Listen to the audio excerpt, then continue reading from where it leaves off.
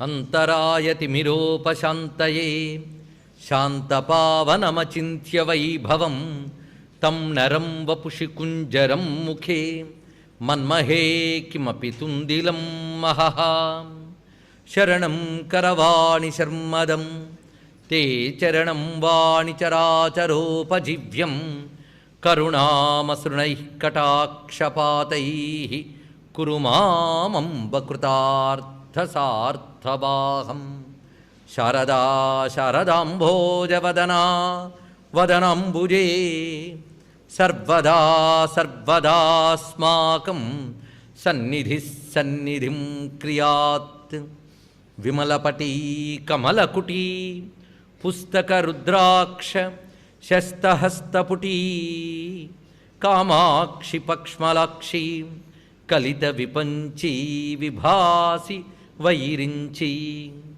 వాగర్థావివ సంపృక్తౌ వాగర్థ ప్రతిపత్తయే జగతః పితరౌ వందే పార్వతీ పరమేశ్వరౌ గురవే సర్వలోకానాం భిషజే భవరోగిణాం నిధయే సర్వవిద్యానాం దక్షిణామూర్తయే నమః నారాయణ సమారంభాం వ్యాసశంకరమధ్యమాం అస్మదాచార్యపర్యంతాం వందే గురుపరంపరాం శృతిస్మృతిపురాణానామాలయం కరుణాలయం నమామి భగవత్పాదశంకరం లోకశంకరం అజ్ఞానాం జాహ్నవీతీర్థం విద్యాతీర్థం వివేకినాం సర్వేషాం సుఖదం తీర్థం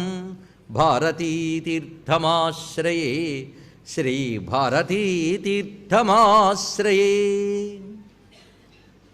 భజే శ్రీచక్రమధ్యస్థాం దక్షిణోత్తరయోः సదా శ్యామావార్తాళి సంసేవ్యాం భవానీం లలితాంబికాం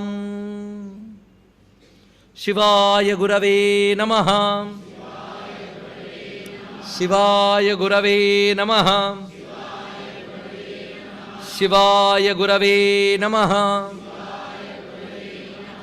శ్రీమాత్రే నమః శ్రీమాత్రే నమః శ్రీమాత్రే నమః శ్రీ విష్ణురూపాయ నమః శివాయ శ్రీ విష్ణురూపాయ నమః శివాయ శ్రీ విష్ణురూపాయ నమః శివాయ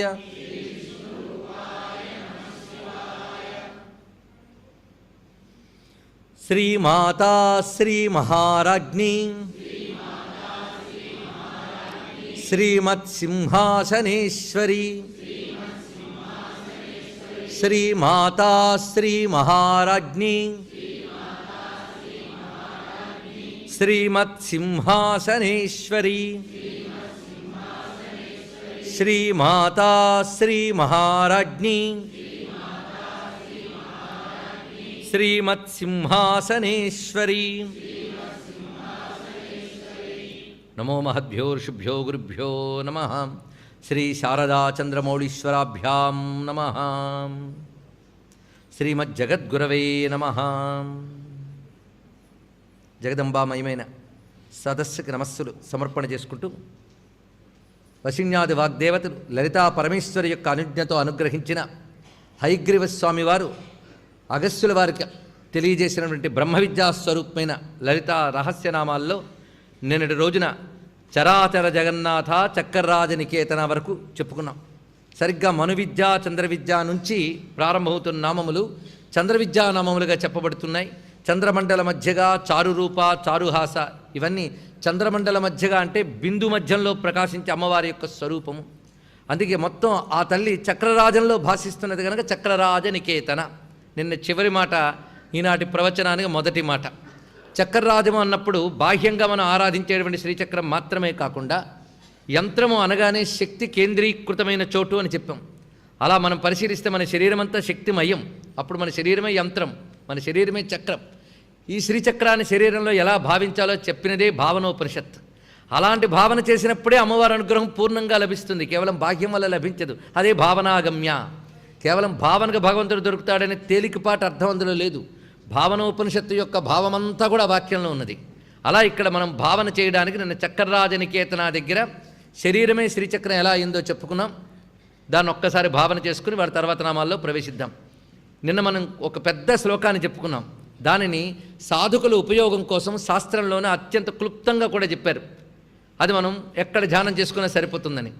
అది బైందవం బ్రహ్మరంధ్రంచ మస్తకంచ త్రికోణకం లలాటే అష్టారచక్రంచ భ్రువోర్మధ్యే దశారకం బహిర్దశారం కంఠేతు మన్వస్రం హృది సంస్థితం నాభౌతు వసుపత్రంచ కట్యాం షోడశపత్రకం ఉత్తత్రయంచ ఊరుభ్యాం పాదయోచతురస్రకం. ఇది మొత్తం వివరం చూపిస్తున్నారు. అందుకు బ్రహ్మరంధ్ర స్థానం ఏదైతే ఉన్నదో అక్కడ అది సర్వానందమయ చక్రము అని చెప్పబడుతున్న బిందు చక్రం. అది ఆడ తర్వాత వస్తున్న త్రికోణము, ఇది సర్వసిద్ధిప్రద చక్రం అని చెప్పబడుతున్న త్రికోణం మస్తకం. అష్టత్రికోణ చక్రము లలాటం వద్ద ఉన్నది, ఇది సర్వరోగహర చక్రము. భ్రూమధ్యం వద్ద ఉన్నది అంతర్దశార చక్రము. దీనికే మనం సర్వరక్షాకర చక్రము అని చెప్పుకుంటూ ఉన్నాం. ఇది 10 త్రికోణాలతో ఉన్నటువంటి అంతర్దశార చక్రం. తర్వాత కంఠం వద్ద మరొక 10 త్రికోణాల చక్రం బహిర్దశార చక్రం, సర్వార్థ సాధక చక్రం అని చెప్పబడుతున్నది. అలాగే హృది సంస్థితం, హృదయం వద్ద 14 త్రికోణాల సర్వ సౌభాగ్యదాయక చక్రం చెప్పబడుతున్నది. ఇక నాభి దగ్గర మనకి అష్టదళములతో ఉన్నటువంటి సర్వసంక్షోభణ చక్రము, కటి స్వాధిష్టానము ఆ ప్రాంతమంతా కూడా షోడశ దళములతో కూడిన సర్వాసా పరిపూరక చక్రము. తర్వాత మూలాధారం నుంచి పాదముల వరకు విస్తరించి చెప్పబడుతున్నది త్రైలోక్యమోహన చక్రం అనబడే చతురస్ర చక్రం. మొత్తంగా శరీరాన్ని శ్రీచక్ర స్వరూపంగా ఆవిష్కరించుకుని అలాంటి చక్రరాజములో అమ్మ ఉన్నది అని భావన చేస్తే మన తనువంతా అమ్మమయం. ఇదే మణిద్వీపంగా భాషిస్తున్నది. అటువంటి ఆ తల్లి యొక్క దివ్యనామం ఇక్కడ వస్తున్నది. నిజానికి మనువిద్య నుంచి వస్తున్నటువంటి దాంట్లో నామంగా చెప్పుకోదగ్గది ఇది పార్వతి అనే నామం వచ్చింది. పార్వతి పద్మనయన పద్మరాగ సమప్రభ. అమ్మవారికి ఉన్న పేర్లలో పార్వతి ఒకటి. ఎంత దివ్యమైన మధురమైన నామము ఇది. అయితే లలితా సహస్రనామాలు మనం ప్రారంభంలో 2 రోజుల నుంచి కొన్ని కట్టుబాట్లు చేసుకున్నాం. అది మర్చిపోవద్దు. ఆ కట్టుబాట్లు కట్టుబడితేనే వినడానికి కూర్చోవాలని చెప్పుకున్నాం. లలితా సహస్రనామం ఎట్టి పరిస్థితుల్లోని కాలక్షేప గ్రంథం కాదు. అదేవిధంగా ఆసక్తికరమైనటువంటి వినోదకర అంశాలు ఇందులో ఉండవు. ఇందులో ప్రధానంగా ఎన్ని కోణాల్లో చెప్పుకోవాలో మనం చెప్పుకున్న నామవైభవాన్ని మనం రూపవైభవ, లీలావైభవ, మంత్రవైభవ, తత్వవైభవ, యోగ వైభవ, వీటన్నిటితో కూడిన నామవైభవ, మొత్తం 6 వైభవాలు ఇందులో ఉన్నాయి. అందులో ఎక్కడికక్కడ మనకి కొన్ని చోట్ల ఉపాసనాపరమైన నామాలు కనబడుతుంటాయి, కొన్ని చోట్ల ఉపనిషత్పరమైన నామాలు కనబడుతూ ఉంటాయి. ఎప్పుడైనా ఉపనిషత్ విద్య నేర్చుకోవాలంటే మాత్రం కనీసపు అర్హతలు కొన్ని ఉన్నాయి. అంతేగాని మనం ఏదా ఉన్నామో అలాగే కూర్చొని ఉపనిషత్తులు అర్థం కావాలంటే కావుట. దానికంటూ ముందు కొంత ప్రిపరేషన్ ఉంది. అథాతో బ్రహ్మ జిజ్ఞాస, అటువంటి సంస్కారం ఉంటే కానీ వెళ్ళదు. అందుకు లలితా సహస్రనామాలు వశిన్యాది వాగ్దేవతలు ఎలా కూర్చారంటే ఒక్క గ్రంథంలో అన్నీ మత్స్యాలన్న మహాత్ముని యొక్క అనుగ్రహం ఆ విధంగా చూపించారు. అందుకు మామూలుగా ఉపాసనలో బాహ్యమైన మంత్రములు, న్యాసములు, పరివార దేవతలు ఇవే కొందరికి ఎక్కువ ఆసక్తి. న్యాసాలు, బీజాలు ఇవి కాదని కాదు, కానీ ఎంత కాదని బాహ్యమే. దీని నుంచి శ్రీ విద్య యొక్క అసలు ప్రయోజనం ఏంటి? బ్రహ్మ విద్య. లేకపోతే శంకరులు ఎందుకు పట్టుకుంటారు? లేకపోతే ఇంత అహం బ్రహ్మాస్మి ప్రతిపాదన చేసి మహావాక్యాలు అందించి ప్రస్థానత్రయ భాష్యం అందించినటువంటి ఆ బ్రహ్మజ్ఞుడు జీవన్ముక్తుడు ఒక తంత్రశాస్త్రాన్ని పట్టుకున్నాడు అంటే అది ఎంత వేయన యోగ్యం అవుతుందా? ఆ స్థితికి వెళ్ళిన వాడు వాళ్ళు వెనక్కి వస్తాడా? ఆయన కూడా ఇది పట్టుకున్నాడు అంటే అప్పుడు ఆలోచించాలి. ఆయన ప్రస్థానత్రయంలో ఏది ప్రతిపాదించాడో అదంతా ఈ శ్రీ విద్యలో ఉంది గనకే దీన్ని పట్టుకున్నాడు ఆయన. అందుకే శ్రీ విద్య బ్రహ్మ విద్య ఆ మాట ప్రస్తావన శాస్త్రనామాల్లో చేస్తూనే ఉన్నారు. అందుకు దీని పేరే మహావిద్య. మహా ఎక్కడికి వచ్చినా అది బ్రహ్మమనే అర్థం. అందుకే ఇది బ్రహ్మ విద్యగానే గ్రహించాలి. మొట్టమొదటి సాధకుడికి మాత్రం ఇది మహిమాన్వితం, మంచి ప్రయోజనం కలిగిస్తుంది. శుక్రవారం వస్తే కుంకుమ పూజలు చేయడానికి పనికొస్తుంది. లేదా ఎప్పుడెప్పుడైనా కష్టాలు వచ్చినప్పుడు మరొకసారి 10 మార్లు చదివితే కనిపిస్తుంది. ఏ నామాలు ఎన్ని మార్లు చదవడం, ఇవన్నీ కూడా ఈ రోజుల్లో ఎంత ఫ్యాషన్లు అయ్యాయో తెలుస్తూ ఉంటుంది. తల నెరిసినా ప్రజ్ఞలో ఎంతవరకు నెరిసేమనేది ఆలోచించవలసిందే. అంత ఉపోద్ఘాతం ఇస్తే కానీ తర్వాత నామం అర్థం కాదు. అంతకు పార్వతి అంటే మనం చాలా సులభంగా ఏమనుకుంటున్నాం? పర్వతరాజపుత్రి. ఎంత చెప్తే పార్వతీదేవి ఊరుకోదు. పర్వతరాజపుత్రిగా పుట్టకముందు ఆవిడ పేరేమిటి? పార్వతే. అది ఎలా అవుతుంది? ఇప్పుడు పార్వతీ నామానికి పర్వతరాజపుత్రి అని అర్థం తెలుసుకోవాలి. ఎందుకంటే ఈ మాట కేనోపనిషత్తులో చెప్పిన ఉమా హైమవతి బహుశోభమాన ఆ స్వరూపమే శ్రీ విద్య అంతా కూడా. హైమవతి అంటే హిమవత్ పర్వతరాజపుత్రి హైమవతి, హిమవత్ పర్వతరాజపుత్రి పార్వతి. కానీ ఉమా హైమవతి బహుశోభమాన అని ఏదైతే కేనోపనిషత్తులో చెప్పబడిందో ఆ స్వరూపమే పార్వతి, అనగా బ్రహ్మ విద్యా స్వరూపిణి. అందుకు పార్వతి గురించి చెప్తూ శివపురాణంలోనూ కొన్ని పురాణాల్లో కూడా ఒక వాక్యం చెప్పారు. పార్వతీ పరమాదేవ బ్రహ్మ విద్యా స్వరూపిణి. పార్వతి పరమాదేవి బ్రహ్మ విద్యా స్వరూపిణి. ఆవిడ బ్రహ్మ విద్యా స్వరూపంట. అది పార్వతి అంటేనే బ్రహ్మ విద్యా స్వరూపం. ఆవిడ బ్రహ్మ విద్య అయితే బ్రహ్మం ఎవరు? పరమేశ్వరుడు. అందుకు పరమేశ్వరుడు బ్రహ్మము, పార్వతి బ్రహ్మ విద్య. ఈ రెండూ తెలుసుకుంటే ఇంక కావలసిందేముంది? అంటే బ్రహ్మ విద్యకి బ్రహ్మమునికి భేదం లేదు గనక ఉభయులకి భేదం లేదు. ఇది పార్వతి. ఈ పార్వతీదేవే దేవతలకు ఉపదేశించింది బ్రహ్మ విద్యని ఉపనిషత్తులో. అందుకు ఉపనిషత్ ప్రతిపాద్యమైన దేవత అమ్మ పార్వతీదేవి, బ్రహ్మ విద్యాధి దేవత ఈ తల్లి. ఈ తల్లిని ఆరాధిస్తే బ్రహ్మ విద్యా ప్రదాయిని, బ్రహ్మ విద్యా స్వరూపిణి నామాన్నే మరొక చోట బ్రహ్మ విద్యా ప్రదాయిని అని మార్చారు. ఈ తల్లి ఇస్తుంది బ్రహ్మ విద్య. అందుకే ఈవిడ్నే పట్టుకోవాలి. ఈవిడ్ని పట్టుకుంటే తప్పకుండా ఇస్తుంది. ఎందుకు బ్రహ్మ విద్య అంటే అది పొందే వరకు జీవుడికి మోక్షం లేదు. అదే మోక్షాన్ని ఇచ్చే విద్య. మిగిలిన విద్యలన్నీ ఇహానికే, అదొక్కటి. అందుకు ఈ శరీరం పొంది కూడా బ్రహ్మ విద్యకు ఎవడు ప్రయత్నించడో వాడికి ఉపనిషత్తు ఆత్మద్రోహి అని పేరు పెట్టిందండి. వాడికి వాడు ద్రోహం చేసుకుంటున్నట్ట. ఇంత శరీరం దొరికే కూడా ప్రజ్ఞకి అలవాటైనటువంటి లేదా ప్రజ్ఞకి ఆలంబనైన బుద్ధి మనకి ఇచ్చాడు. ఇంకే జంతువుకి లేదు, మానవుడికి మాత్రమే. అది పొంది కూడా మనం వినియోగించుకోలేదనుకోండి వాడికి ఆత్మఘ్నుడు అని పేరు. అది వివేక చూడమల్లో మొట్టమొదటి శ్లోకాల్లోనే శంకర భగవత్పాల్ వారు హెచ్చరిస్తారు మనకి. అందుకే వివేకం ఇప్పుడు తెలియకపోతే ఎప్పుడు తెలుస్తుందండి. అందుకు పార్వతీ నామానికి ఇప్పుడు విశేషములైన అర్థములు మనం చెప్పుకోబోతున్నాం. పర్వత పుత్రి పార్వతి, ఇది నిజమే, అమ్మవారి యొక్క లీలారూపం. ఇది లీలారూపం గనక పార్వతి. కానీ సత్యస్వరూపాన్ని మనం ఇప్పుడు చూడాలి. సత్యంలో పార్వతి అంటే పర్వతము అంటే కదలకుండా ఉండేది పర్వతం. ఇది ఇప్పుడు పార్వతీధామానికి బోల్డ్ అర్థాలు వస్తే అన్నీ గుర్తుపెట్టుకోవాల్సిందే. పర్వతము అనగా కదలకుండా ఉండున్నది. కదలకుండా ఉండేదాని గురించి ఉపనిషత్తు ఒక మాట చెప్పింది, కూటస్థమచలం ధ్రువం. అది కూటస్థము, అచలము, ధ్రువము. కూటస్థము అంటే శరీరం అనబడే కూటములో కదలకుండా ఉండేదేదో అది కూటస్థం, అనగా ఆత్మస్వరూపమే. అచలం కదలకుండా ఉంటున్నది కనుక సుస్థిరమైన ఆత్మ చైతన్యమే పర్వతము. ఆ ఆత్మజ్ఞానమే పార్వతి, పర్వత సంబంధి పార్వతి. కనుక పార్వతి అనగా ఎవరు? బ్రహ్మజ్ఞానమే. ఇది పరంగా అర్థం. ఇంకొక అద్భుతమైన విషయం ఉన్నది. ఇది శాస్త్రం చెప్తున్న అర్థములు, ఇవన్నీ శాస్త్రంలో ఉన్నవే. పర్వము అంటే కణుపు అని అర్థం. పర్వతానికి కూడా పర్వతం అనే పేరు ఎందుకు వచ్చిందంటే అది ఒకటే అలాగ పైదాకా ఉండవు. అలాంటి శిఖరములతో బోలుడు ఉంటాయి, ఒకదానికోటి అనుబంధం ఉంటూ వెళుతూ ఉంటాయి. కానీ దాని పేరు పర్వతము అన్నాం. పర్వము అంటే భాగము అని అర్థం. ఏ భాగాన్ని పర్వం అనాలి?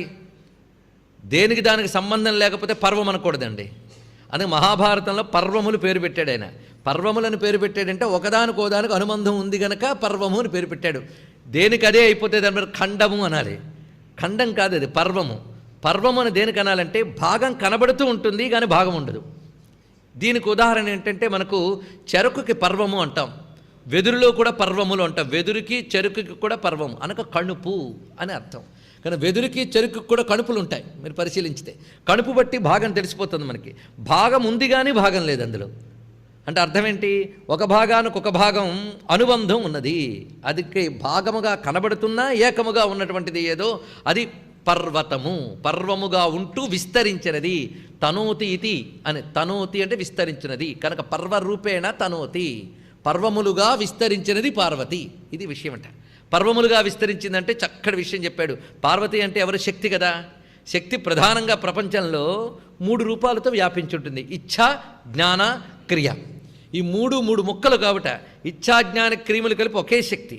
మనం ఇచ్ఛగా, జ్ఞానముగా, క్రియగా మూడింటిగా దాన్ని చూస్తున్నాం.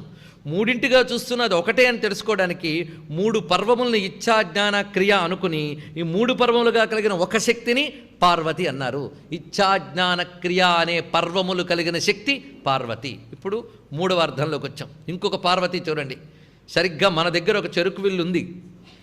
మూలాధారం నుంచి సహస్రారం వరకు ఉన్నటువంటిది చెరకు, ఒప్పుకోవాల్సిందే. ఇందులో పర్వాలు ఉన్నాయి.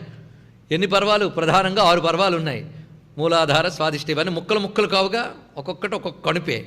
ఇలాగ మొత్తం ఈ పర్వముల్లోంచి విస్తరించి వ్యాపిస్తూ ఉన్నటువంటి కుండలిని శక్తి ఏదుందో మూలాధారం నుంచి సహస్రారం వరకు ఈ కణుపుల్లోంచి వ్యాపించుతూ వెళ్ళిపోతున్నటువంటి కుండలిని శక్తిని పార్వతి అంటారు. ఇది మరొక అర్థం. ఇప్పుడు ఎన్ని అర్థాలు వచ్చాయి? పర్వతరాజపుత్రి, తర్వాత కూటస్థమచలం ధ్రువం, మూడవది ఇచ్ఛాజ్ఞాన క్రియాశక్తి స్వరూపిణి, నాలుగవది కుండలిని రూపిణి. ఇంతవరకు ఈ విషయం మనం చెప్పుకున్నాం. ఇంకా పార్వతీ శబ్దమునకు విస్తారమైన అనేక భావముల్ని ఇక్కడ మనం గమనించుకుంటూ వెళుతూ ఉంటే ఆ ఉమాహైమవతి బహుశోభమాన అయినటువంటి ఆ పార్వతీదేవి యొక్క స్వరూపాన్ని ఇన్ని కోణాల్లో మనం పరిశీలించుకుని అటువంటి పార్వతీదేవి ఇంకా పార్వతి అంటే మరొక అర్థం చూద్దాం. శ్రీచక్రంలో నవ ఆవరణలు ఉన్నాయి. నవ ఆవరణలు ఉన్నాయంటే ఏ చక్రానికి ఆ చక్రం విడిగా ఉన్నాయా? ఇదంతా శ్రీచక్రమే కదా. చక్రరాజ నికేతన అన్నప్పుడు, చంద్రమండల మధ్యగా అన్నప్పుడు, మనువిద్య చంద్ర విద్య అన్నప్పుడు శ్రీచక్రాన్ని ప్రస్తావన చేస్తున్నాడు. అక్కడ శ్రీచక్రాన్ని ప్రస్తావన చేస్తున్నప్పుడు శ్రీచక్రంలో 9 ఆవరణలు. 9 ఆవరణలు విడివిడి చక్రాలు తెచ్చి ఒక దగ్గర పెట్టింది కాదు. ఆ బిందువే 9 ఆవరణలుగా విస్తరించింది. కానీ 9 ఆవరణలను వ్యాపించిన శక్తి ఏది? అమ్మవారే. అందుకే నవ పర్వములు అంటే నవ ఆవరణలే నవ పర్వములు. ఈ నవ ఆవరణలు అనేటటువంటి నవ పర్వములలో వ్యాపించి ఉన్న చక్రరాజ నికేతనయే పార్వతి. ఇది తెలుసుకోవాల్సింది. కనుక పార్వతీ మాటకి ఇప్పుడు ఎంత విశిష్టమైన అర్థం వచ్చింది. కనుక 9 ఆవరణలో వ్యాపించిపోయినటువంటి ఒక్క చైతన్యమే. అందుకే చక్రరాజ నికేతన వెంటనే పార్వతీ పెట్టడంలో అది ఔచిత్యం అండి. ఇలా పరిశీలించాలి లలితా శాస్త్రాన్ని. అది ఊరికినే ఎక్కడ అమ్మవారి నామాలన్నీ ఏరి తీసుకొచ్చి ఒక దగ్గర పెట్టలేదు. పరస్పర అనుబంధం ఇది. అందుకే శ్రీచక్రంలో నవ ఆవరణలనే నవ పర్వముల యందు వ్యాపించినటువంటి చక్రరాజ నికేతన పార్వతి. ఇది ఈ మాటకు అర్థం. పద్మనయన తర్వాత గొప్ప విషయం చూపించాడు. పద్మములు వంటి నేత్రములు కలది. ప్రతీది కూడా లీలారూప వర్ణన ముందు తెలుసుకోవాలి. పద్మముల్లా విశాలమైన నేత్రములు అమ్మవారివి. అందుకు పద్మాక్షి అని. అందుకే పుండరీకాక్షి, పుండరీకాక్ష శబ్దం కూడా ఉన్నది. పుండరీకములు వంటి నేత్రములు కలది, లేదా పుండరీకములు వంటి నేత్రములు కలవాడు. పుండరీకాక్షకి చాలా పెద్ద అర్థాలు ఉన్నాయి. తర్వాత చూద్దాం. ప్రస్తుతానికి మాత్రం పుండరీకాక్ష అంటే చక్కటి కన్నులు కలవాడు అది. ఇప్పుడు పద్మనయనాకి నేను పుండరీకాక్ష ఎందుకు చెప్పుకున్నామంటే ఉపనిషత్తుల్లో పుండరీకాక్ష శబ్దం చెప్పబడింది. తస్య యథాకప్యాసం పుండరీకమేవ అక్షిణి అని ఒక మంత్రం ఉన్నది. పుండరీక నేత్రములతో ప్రకాశించేవాడు అని పరమాత్మను వర్ణించారు. సూర్యమండలాంతర్వర్తి అయినటువంటి పరమాత్మని పుండరీకాక్షుడిగా వర్ణించి చెప్పారు. ఆయన్నే పొద్దున్నే ఏ ప్రారంభం పని చేసినా పుండరీకాక్ష పుండరీకాక్ష పుండరీకాక్ష. పుండరీకాక్ష అంటే ఏమిటో పద్మనయన అంతా అదే. అక్కడ పుంలింగం, ఇక్కడ స్త్రీలింగం అంతే. కనుక పద్మనయన పద్మముల వంటి నేత్రములు కలది. అమ్మ నేత్రాలు ఏమిటి? అది మర్చిపోకూడదు కదా. అందుకు అవే పద్మములట. ఎలాగో చూడండి. ఇక్కడికి సూర్యుడికి చంద్రుడికి పద్మసంజ్ఞ వేదాల్లోనే కనబడుతుంది. ఎలాగంటే పద్దులు గతవు అనే ధాతువు నుంచి పద్మం వచ్చింది. వికసన లక్షణము గమన లక్షణము కలిగిన దాన్ని పద్మము అని అంటారు. వికసన లక్షణము గమన లక్షణం తెలుగులోనే చెప్తున్నాం కదా. మొన్న ఎవరో అన్నారు, ఏమంటే ఈ రోజుల్లో అచ్చ తెలుగులు ఎవరు అర్థం చేసుకోలేరండి, అందుకే ఇలా ఉన్నారంటే ఏం మాట్లాడుతున్నాం? ఎవరికి అర్థం కావట్లేదు. ఇది అచ్చ తెలుగా ఏ తెలుగు? అందరూ వాడే తెలుగునే మాట్లాడుతున్నాం. ఇంగ్లీష్ లెక్చర్ కాదు కదా. అపభ్రంశాలు కలపకూడదు సరిగ్గా. అందుకు జాగ్రత్తగా శ్రద్ధగా వినాలి. మనకు అర్థం కాలేదంటే మనకు ఎక్కడ దౌర్భాగ్యం ఉందో ఆలోచించాలి తప్ప ఇలాంటి వ్యాఖ్యలు కూడదు కదా. అందుకే జాగ్రత్తగా చూడండి. ఇక్కడ చెప్తున్నది పద్మనయన అంటే ఏం చెప్పుకుంటున్నాం? వికసన లక్షణము గమన లక్షణము కలిగినది పద్మము. వికసనం బ్లౌజోమ్ అంటాం. చక్కగా వికసించింది. గమనం, గమనం అంటే ఎక్కడికైనా వ్యాపించగలగడం, అది గమనం అంటే. ఈ 2 లక్షణాలు ఎవరికి ఉన్నాయి? సూర్య భగవానుడు. ఆయన చక్కగా ఆయన వికసిస్తాడు, ఆయన వల్ల ప్రపంచం వికసిస్తుంది. అలాగే చంద్రుడికి ఉంది. వాళ్ళ కాంతులు ఎంతకైనా గమనం చేస్తాయి, వ్యాప్తి చేస్తాయి. అందుకే వికసన గమన లక్షణములతో వ్యాపించేవి ఏవో అవి పద్మములు. ఈ సూర్యచంద్రులే నేత్రములుగా కలదు కనుక పద్మనయన అని వర్ణించారు ఇక్కడ. పార్వతి పద్మనయన, పద్మరాగ సమప్రభ. అమ్మ యొక్క శరీర వర్ణమంతా పద్మరాగములతో ప్రకాశిస్తున్నదిట. పద్మరాగము అంటే అదొక మణి, కెంపుల్లో ఒక రకమైన తెగ. సింహళ దేశంలో దొరికే మాణిక్యాలకి పద్మరాగాలు అంటారట. అలాంటి పద్మరాగమణులు ఎర్రని కాంతులతో ఉంటాయి. అమ్మవారు అరుణ కాంతులుతున్నారు కదా, అందుకు పద్మరాగముల వంటి ఎర్రని కాంతులతో ప్రకాశిస్తున్నారు. పద్మరాగ సమప్రభ. అమ్మ కాంతులంటే జ్ఞానకాంతులే. అందుకే ఇదంతా పద్మనైనా తర్వాత పద్మరాగ సమప్రభ చెప్పడంలో అరుణాం కరుణాతరంగితాక్షిం, ఆ తల్లి నుంచి వ్యాపించినటువంటి జ్ఞాన ఆనంద అరుణ ప్రసారమే పద్మరాగ సమప్రభ. పంచప్రేతాసనాసీన పంచబ్రహ్మస్వరూపిణి చిన్మయీ పరమానంద విజ్ఞాన ఘనరూపిణి. ఇదంతా మనం ప్రధానంగా చంద్రమండల మధ్యగా చెప్తున్నప్పటికీ ఇప్పుడు కలిపి చదివినటువంటి శ్లోకానికి ఒక అనుబంధం ఉందండి, అత్యద్భుతమైన అనుబంధం. పంచప్రేతాసనాసీన పంచబ్రహ్మస్వరూపిణి. లలితా సహస్రనామం అర్థాలు నిజంగా నిజాయితీగా చెప్పుకుంటూ ఉన్నప్పుడు అంత తేలిగ్గా అర్థం కాలేదంటే అది విషయంలో ఉన్న గాంభీర్యం, అది అంతే. ఆ విషయం అలాంటిది, మరేం చేస్తాం, అక్కడ అదే ఉంది. పంచప్రేతాసనాసీన పంచబ్రహ్మస్వరూపిణి. ప్రేతలంటే ఏమిటి? ఈ మాట వింటే చాలామందికి భయం, పదాలకు అర్థం తెలియదు కనుక. ఇక్కడ ప్రేత శబ్దానికి అర్థం అంటే చలనరహితం, చలనరహితంగా ఉన్నది ప్రేతం. చలనరహితమైన వాటి యందు ఆవిడ ఆసీనయ్యి ఉన్నది. ఇది చాలా గొప్ప విషయం ఏంటండి. అందుకు పంచప్రేత 5 ఉన్నాయట చలనం లేకుండా ఉండేవి. ఈవిడ వెళ్ళి ఆసీనమైతే వాడికి చైతన్యం ఒక్కసారి వచ్చింది. అవి ఎప్పుడు పంచబ్రహ్మస్వరూపిణి, ఆ చైతన్యంతో ప్రకాశించిపోతున్నాయి 5 కూడా. ఈవిడ వెళ్ళి కూర్చుంటేనే వాడికి చైతన్యం వచ్చింది కనుక చైతన్యం ఎవరు? అమ్మవారు. వీటి వల్ల వాటిలో ప్రవేశించిందట. పంచప్రేతలు అంటే చలనరహితంగా ఉన్నటువంటివి. దీనికి అనేక రకాల అర్థాలు చూపించవచ్చు, మనం అది పరిశీలిద్దాం. అందుకు శాస్త్రనామం వినేటప్పుడు ఎంత ఓపిక ఉండాలంటే, ఒకవైపు లీలార్థం చెప్తాడు, ఒకవైపు రూపార్థం చెప్తాడు, ఒకవైపు తత్వార్థం చెప్తాడు. దేనికది జాగ్రత్తగా తెచ్చుకొని ఒక్కొక్క దగ్గర పెట్టుకుంటూ ఉండాలి. అన్నీ కలిపేసుకున్న ప్రమాదమే. ఏది పట్టుకుంటాం, ఏది చెయ్యాలో అది చేసుకోవాలి దాంతో. అలా పంచప్రేతాసనాసీన పంచబ్రహ్మస్వరూపిణి రెండిటికి ఒక అనుబంధం ఉంది. అయితే నారాయణ భట్టు పాఠంలో మాత్రం మనకి పంచబ్రహ్మస్వరూపిణి నామం బదులుగా పరబ్రహ్మస్వరూపిణి ఉన్నది. పంచప్రేతాసనాసీన పరబ్రహ్మస్వరూపిణి అనే నామం అక్కడ.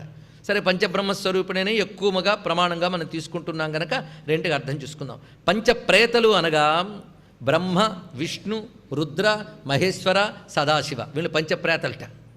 అంటే ఎందుకయ్యా పేరు పెట్టారు అంటే, వీళ్ళు 5గురు కలిపితే ఎవడో ఒక్క ఈశ్వరుడే కదా. ఈశ్వరుడు ఆయన కదలకుండా ఉన్నాడు. ఆయన ఈశ్వరుడు పని కదలకుండా ఉండడం, ఆయన శక్తి పని కదలడం. కనుక కదలకుండా స్థిరంగా కూర్చున్నటువంటి వాడు ఆయన. ఆయన శక్తి కదులుతోంది. ఇది మనం చెప్పుకున్నాం. జ్యోతి కదలకుండా ఉంది, కాంతి కదులుతోంది. అదొక్కటి అర్థం చేసుకుంటే చాలు. కనుక కాంతి దేన్ని ఆసనంగా తీసుకుంది? జ్యోతిని ఆసనముగా తీసుకుంది.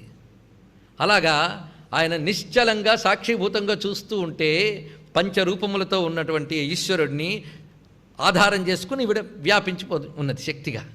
అందుకు పంచప్రేతాసనాసీన, నిశ్చలముగా ఉన్నట్ట. వాళ్ళ పనులు 5 కదా: సృష్టి, స్థితి, సంహార, తిరోధాన, అనుగ్రహ. అవి ఇంకా మనకి డీటెయిల్గా తర్వాత వస్తాయి.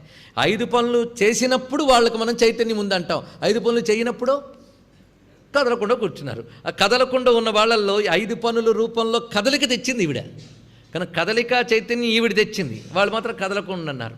వేదాంత శాస్త్రం ప్రకారం అయితే పరబ్రహ్మ అలాగే ఉందండి. ఆ మాయాశక్తి మొత్తం చేస్తుందిట. ఆ మాయాశక్తి ఈవిడ. కదలకుండా ఉన్న పరబ్రహ్మస్వరూపం ఆయన. కనుక 5 రూపాలుగా కనబడ్డా ఆయన పంచప్రేత అనగా చలనరహితంగా ఉన్నటువంటి వాడు. ఆయనలో చలనం తీసుకొచ్చింది ఈవిడ. ఇదే స్పందశక్తి. అదే నఖలు కుశల స్పందితుమపి సౌందర్యలహరిలో చెప్పినటువంటి మాట.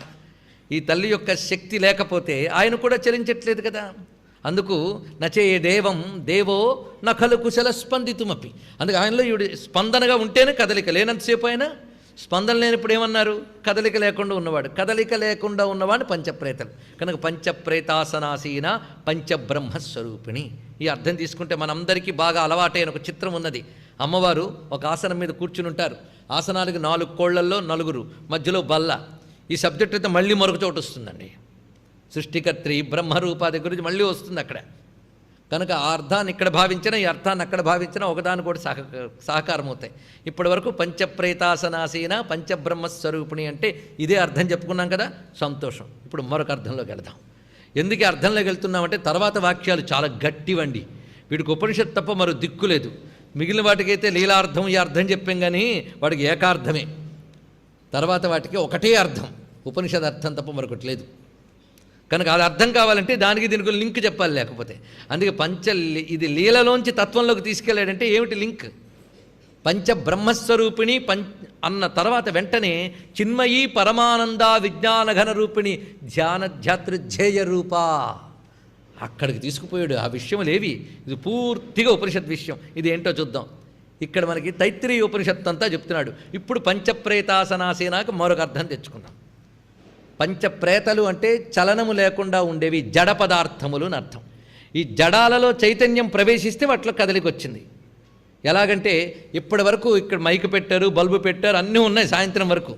ఇక్కడ ఒక్కసారి స్విచ్ వేయగానే వాటిలో చకచక అన్నీ ప్రవేశించాయి. అంటే 6:30 పూర్వం వరకు ఇది పంచప్రేతములే. 6:30 తర్వాత నుంచి పంచబ్రహ్మలు, వీటిలో చైతన్యం ప్రసరించింది. ఒక్కసారి ఇది పరిశీలిస్తే ఈ పంచప్రేతాలు ఎక్కడున్నాయి, పంచబ్రహ్మలు ఎక్కడున్నాయో పరిశీలించండి. దీనికి ఉపనిషత్ ప్రమాణంతో చూపిస్తున్నా. శాస్త్ర ప్రమాణం లేకుండా ఇవి చెప్పకూడదు కదా. పంచప్రేతలు మనలో ఉన్నాయట. అవి చూడండి. ఏమిటా పంచప్రేతలు అంటే పంచకోశములే పంచప్రేతములు. అన్నమయ, ప్రాణమయ, మనోమయ, విజ్ఞానమయ, ఆనందమయ. ఈ 5 కోశములు నిజానికి జడములు. అది ముందు తెలుసుకోవాలి. ఇవి జడములే. ఇది తెలిస్తే ఇవి చైతన్యం అనే అహంకారం ఏది ఉంటే పోతుంది. అందుకే పంచప్రేతలేవి. నిజంగా పోయిన తర్వాత ఇవేగా మోసుకుపోతున్నారు. అంటే కనిపించేది స్థూల శరీరమే కావచ్చు, అన్నమయ కోశమే కావచ్చు. కానీ అన్నమయ కోశమే కాదు, మిగిలిన లోపల 4 కూడా జడములే. అన్నమయ, ప్రాణమయ, మనోమయ, విజ్ఞానమయ, ఆనందమయ. ఎక్కడున్నాయి ఈ కోశాలు? ఉపనిషత్తులో కదా, మనలో ఉన్నాయండి. ఇది చెప్పేమని చెప్పి అప్పుడే వేదాంతం చెప్తున్నాడు సీరియస్గా చూడొద్దండి. అలాంటి చూపులు కొన్ని ఉంటాయి. నిన్న బాగుందండి 64 ఉపచారాలు హాయిగా దీనికంటే. కానీ ఏం చేస్తాం, ఇదే అసలు. ఆవిడ ఊరుకోవచ్చుగా చతుషష్ఠి ఉపచారాఢ్య దగ్గర మళ్ళీ ఎందుకు ఇవి చెప్పాలి విజ్ఞానఘన రూపిణి అని. మన పిల్లలుగా ఉండిపోవడం ఆవిడకి ఇష్టం లేదండి. మన పెద్దవాళ్ళు అవ్వాలని కోరుకుంటుంది. అది ఎప్పుడు మనం ఎత్తుకుని ఆడించే పిల్లలు 100 ఏళ్ళు మేము ఎత్తుకుని ఆడించేటట్టు ఉండాలని అనుకోదు. తల్లి కూడా ఎంత ఎత్తుకుని లాలించినా మనం ఎదగాలనుకుంటుంది. అలాగే ఈ తల్లి మనల్ని ఎదిగించుతుంది ఈ వాక్యాలతో. వశిన్యాది వాగ్దేవతలకు చెప్పించి మనకు చెప్పిస్తుంది ఇక్కడ. అందుకు ఇప్పుడు పంచప్రేతాసనాశయం నుంచి ఎలా వెళ్ళాలో చూడండి. మొత్తం ఈ తైత్రీయంలోకి ప్రవేశించుకోవాలి. మొత్తం మనకున్న పంచకోశములు కదా. ఈ పంచకోశ వివేచనమే వేదాంతం. మరొకటి ఏం లేదు. 5 కోశాలు అందరికీ ఉన్నాయి. అయితే 5 కోశములు జడములా చైతన్యములా ఇది పట్టుకోవాలి. చైతన్యాలోనే అందరికీ అనుభవంలో అనుకుంటున్నాం. కానీ విచారణలో వీటికి చైతన్యం లేదయ్యా, చైతన్యం ఇందులో ఉంది తప్ప ఇది చైతన్యం కాదు. ఇది తెలుసుకోవాలి. అందుకే ఇవి పంచప్రేతలే. ఈ పంచప్రేతల్లో ఈవిడ ఆసీన, ఆ చైతన్యం ప్రవేశించింది. ఆత్మరూపిణి అయినటువంటి అమ్మవారి యొక్క చైతన్యము పంచప్రేతస్వరూపమైన శరీరంలో వ్యాపించిపోయింది. వ్యాపించినప్పుడు ఆవిడేమిటి, మొత్తం పంచప్రేతల్లో ఆవిడే కూర్చుందండి. పంచకోశాల్లో ఆవిడే కూర్చుంది. కూర్చున్నప్పుడు ఇది పంచప్రేతాసనాసీన అయింది మనలో. అప్పుడు మనకి ఆవిడ కూర్చోవడం వల్ల ఇవే చైతన్యవంతములు అనిపిస్తున్నాయి. చైతన్యం అంటేనే బ్రహ్మము. అందుకే శివసూత్రములను ఒక అద్భుతమైన గ్రంథం ఉంది మనకి. అది కాశ్మీర శైవ సిద్ధాంతాల్లో ఉంటుంది. శివసూత్రములు అది సాక్షాత్ శివుడే చెప్పాడు అంటారు అవి. ఆ శివసూత్రముల్లో మొట్టమొదట బ్రహ్మము ఆత్మ అంటే చైతన్యం, ఆత్మ అని నిర్వచనం. బ్రహ్మం అంటే కేవల చిత్ చైతన్యం. అందుకు పంచబ్రహ్మస్వరూపిణి అంటే ఆవిడ కూర్చోగానే పంచప్రేతలు ఏమైపోయారు, పంచబ్రహ్మల్లా కనబడుతున్నారు. అంటే ఇవే చైతన్యం అనిపిస్తున్నాయి. ఇప్పుడు మనం చైతన్యము లేనిది జాగ్రత్తగా వివేకంతో చూసుకుంటూ ఉండాలి. కానీ ముందు వివేకంలో పంచప్రేతలే. ఆవిడ ఆసీనం అవ్వడం వల్ల ఇవే పంచబ్రహ్మములుగా కనబడుతున్నాయి. ముందు అది తెలుసుకుని అసలు బ్రహ్మమేంటో అన్వేషించుకుంటూ వెళ్ళాలి. ఇదేమిటి అంటే మనం ఒక గదిలోకి అడుగుపెట్టాం. గదిలోకి అడుగుపెట్టగానే ముందు మన గుమ్మం మీద ఒక లైట్ పడుతుంది. ఆ గుమ్మం ముందు లైట్ పడుతుంటే లైట్ ఎక్కడి నుంచి వచ్చిందా అని గదిలోకి వచ్చాం. వస్తే గోడలన్నీ చూస్తాం, గోడల మీద కూడా లైట్ ఉందండి. అలా క్రమక్రమంగా చూస్తే గోడలకి గుమ్మానికి కూడా వెలుగిచ్చేది ఒకటి కనిపిస్తుంది మనకి వెనకాల. అలా మనకి ఈ పంచకోశాల గది, పంచకోశాల శరీరంలో ఒక్కొక్క కోశం ఒక్కొక్క గది అనుకుంటూ ఉంటే ఈ గదిలో వెలుగుగా అమ్మవారు వ్యాపించిపోయారు. ఒక్కొక్క గదిలోకి రండి. అన్నమయ కోశం, ప్రాణమయ కోశం, ప్రతి గదిలో వెలుగు చూస్తూ ఇది కూడా వెలుగుతోంది అనుకుంటే తప్పులేదు. కనుక గది వెలుగు, ఇది ప్రేత బ్రహ్మ. కనుక ఈ కోశం చూస్తూ ఇందులో చైతన్యాన్ని చూస్తూ దీందా చైతన్యం కాదే, ఇక్కడికి చైతన్యం ఎలా వచ్చిందో వెనక్కి వెళ్ళు. కనుక అన్నమయ కోశం నుంచి ప్రాణమయ కోశం, ప్రాణమయ కోశం నుంచి విజ్ఞానమయ కోశం. ఇది సరిగ్గా మనకి గురువుగారి శిష్యుడికి చెప్తాడు, బ్రహ్మం అంటే ఏంటో తెలుసుకో. ముందు ఆయన వచ్చి అడిగేట చెప్పవయ్యా అని. ముందు నువ్వు ఆలోచించే వెళ్ళి, నేను చెప్పడం ఏంటి ఆలోచించని పంపించాడు. కొంతకాలం తపస్సు చేసేట. మళ్ళీ గురుగారి దగ్గరికి వచ్చాడు. తెలిసిపోయింది బ్రహ్మం అంటే ఏమిటని. ఏంటి చెప్పన్నాడు. అన్నం బ్రహ్మేతి వ్యజానాత్ అన్నాడు. చాలా బాగుంది, కానీ మరి కొంతకాలం వెళ్ళి సాధన చేయన్నాడు. అంతే. చూడండి, అంతేగాని వెంటనే అన్నం బ్రహ్మం కాదు అని అనలేదండి. ఎందుకంటే గురువుగారు చెప్తే తెలిసేది కాదు. నీ విచారణేది అది తెలుసుకోవాలి. మనకి ఈ రోజుల్లో ఏంటంటే అన్ని గురువే పడేయాలి, మేము గురువు దగ్గర నిలబడి చేయి చేస్తాం అంతే. అది చాలా ఇలాంటి సిద్ధాంతాలు వచ్చే భారతదేశ ఆధ్యాత్మిక సంస్కృతి పాడైపోయిందండి. గురువుల మీద పడిపోవడం కాదు, గురువులు కూడా వాళ్ళు ఏదో మిరాకిల్స్ చేసేస్తారు అనుకోవద్దు. గురువులు మిరాకిల్స్ చేయరు, నిన్ను ఆలోచింపజేస్తారు. సరిగ్గా ఆలోచించడం నేర్పుతారు. ఆలోచించడం నేర్పని వాడు గురువే కాడు.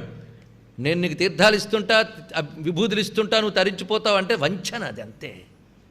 అది కొంతమేరకు పనికొస్తుందే తప్ప నీలో వివేచన కలిగించాలి. గురువు అనేవాడు నీలో జ్ఞానాన్ని కలిగించాలి. అందుకే తండ్రి ఏం చెప్పాడు అంటే, గురువుగారు అన్నం బ్రహ్మేత వేదానాత్ అన్నావు, నేను కరెక్ట్ కాదన్న కానీ సత్యం కాదే వెళ్ళన్నాడు ఇక్కడ.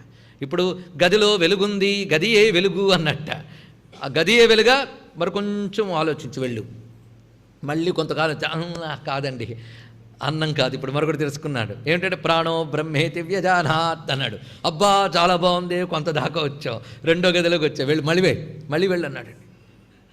మళ్ళీ వెళితే మళ్ళీ వచ్చి మరొకటి అన్నాడు మనో బ్రహ్మేతి వ్యజానాత్. చూడండి ఈ పంచబ్రహ్మ అనే మాటకి ఎక్కడ మూలం ఉందో మనో బ్రహ్మేతి వ్యజానాత్ అన్నాడు. వచ్చాడు అన్నమయ ప్రాణమయ మనోమయ. తర్వాత మళ్ళీ కొంతకాలం మళ్ళీ పంపించాడు గురుగారు, ఒప్పుకోలే.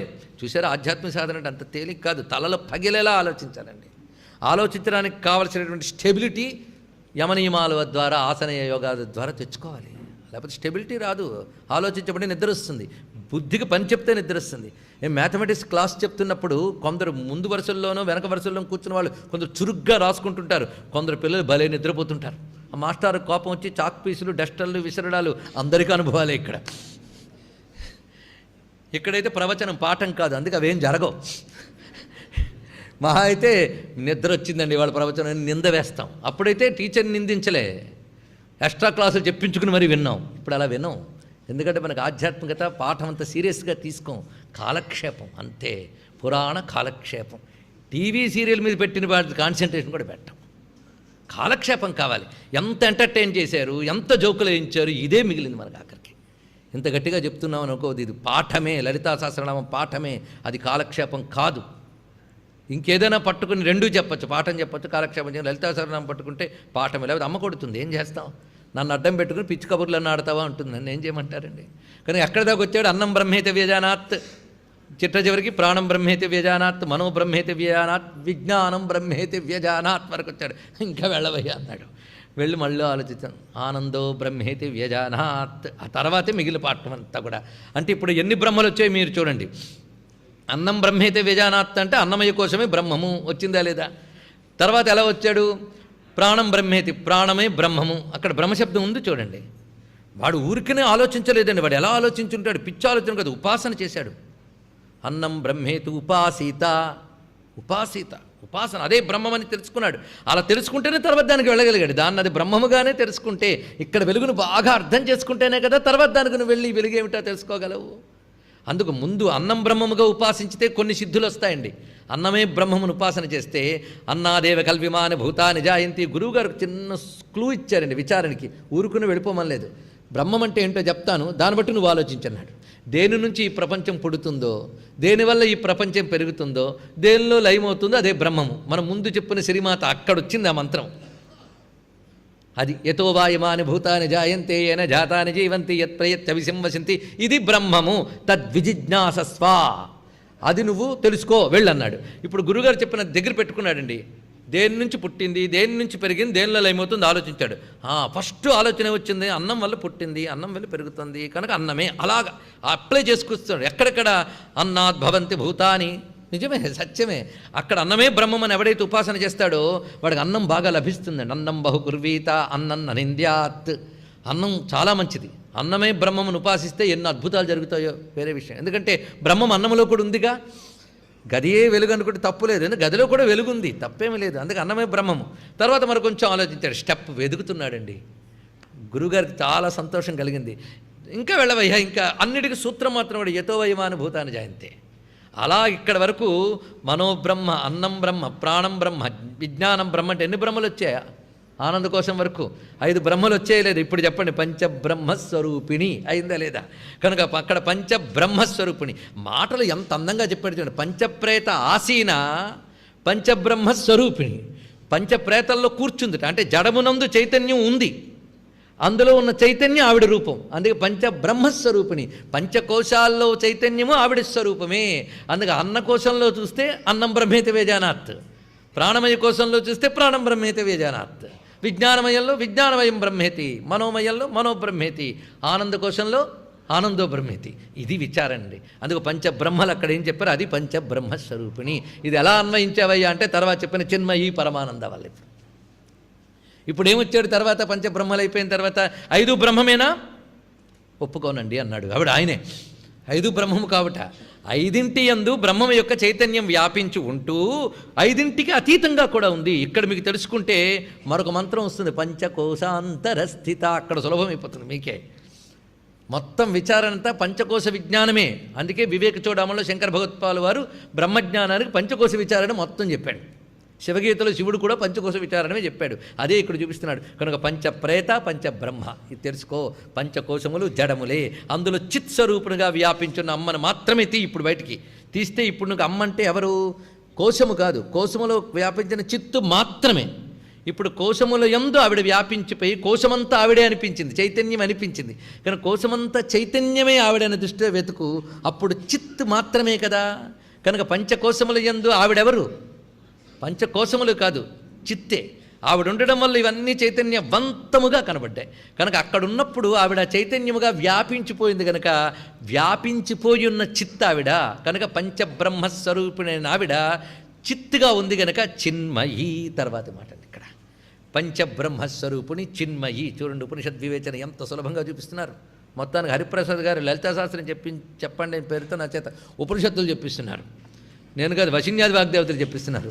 మరి శంకరపీఠంలో ఇది కాక ఇంకేం చెప్పుకుంటామండి? అది పెట్టిన బ్రహ్మ విద్యావేత్త దగ్గర ఇది కాక ఇంకేం వస్తుంది? కనుక చిన్మయి. అదేదయ్యా? ఆనందమయి కోసంలో ఒకట. ఇక్కడ వివేచన చాలా బాగుంటుందండి. ఇది వివేక చూడమల్లో శంకరులు అందించడం కొంచెం అలా అస్పష్టంగా వదులుతారు, కానీ బ్రహ్మసూత్ర భాష్యంలో మొత్తం స్పష్టం చేస్తారు. ఇక్కడ ఇప్పుడు 5 కోశముల యందు బ్రహ్మ ఎక్కడుంది? 5 కోశముల్లోనూ ఉంది. కానీ 5 కోశముల్లోనే ఉందా? 5 కోశములకు ఆవలుందిట. కనుక అన్నమయ కోశానికి పుచ్చము ప్రాణమయ కోశం, ప్రాణమయ కోశానికి పుచ్చము మనోమయ కోశం, మనోమయ కోశానికి పుచ్చము విజ్ఞానం, విజ్ఞానమయానికి కోశానికి పుచ్చము ఆనందమయ కోశం. దానికి పుచ్చము మరి కోశం లేదు, దానికి పుచ్చమే బ్రహ్మం మాత్రమే. అందుకే బ్రహ్మ పుచ్చం ప్రతిష్ఠ అక్కడ చూపించాడు. పుచ్చం అంటే తోక కదా, తోక అంటే ఊపడానికి పనికొచ్చేది కదా. తోక అనగా ఇక్కడ పుచ్చం అంటే ఆధారము, ఆధారము, పుచ్చము, పుచ్చము. నాకు పుచ్చము నేల, నాకు పుచ్చము టేబుల్, టేబుల్కి పుచ్చం నేల, ఆధారం. కనుక ఒకదానికి వెనకాల అలాగా అన్నమయ కోశం నుంచి వెళ్ళాడు ప్రాణమయ కోసం, అలా అలా వెళుతూ ఉంటే పంచకోశానికి అతీతంగా ఉన్నది బ్రహ్మపుచ్చం. ఆ బ్రహ్మ యొక్క స్వరూపం ఏంటి? ఆనందమయ కోశంలోని ఆనందం కాదు అది. ఆనంద కోశం ఏమిటి అంటే ఈ విషయాలన్నీ మనం చూసి ఆహా సుఖంగా అనుభవిస్తున్నానండి అంటామే, ఆ అనుభవిస్తున్నాననే ఫీలింగ్ జరిగే చోటు ఆనందమయ కోసం. అన్నీ ఉన్నాయని మనకు తెలియదండి, మన ఈ పైన పట్టుకుని తిరిగేస్తున్నాం. ఇవన్నీ ఉన్నాయని తెలిస్తేనే ఎప్పుడు ఇవన్నీ వదుకోగలం. ఇది తెలుసుకోండి ఇక్కడ. అందుకు ఆనందమయ కోశానికి కూడా ఆవలుందిటండి బ్రహ్మము. అక్కడ ఎలా ఉంది అంటే ఇంతవరకు నువ్వు పంచకోశంలో కలిపిన బ్రహ్మమును చూసావు, పంచకోశానికి అతీతంగా బ్రహ్మమును చూడు. ఎలా చూడాలండి? గదిలో ఉన్న కాంతిని తెలుసుకోవాలంటే గోడలు పగలగొట్టక్కర్లే, గోడా కాంతి ఒకటి కాదని తెలివుంటే చాలు నీకు.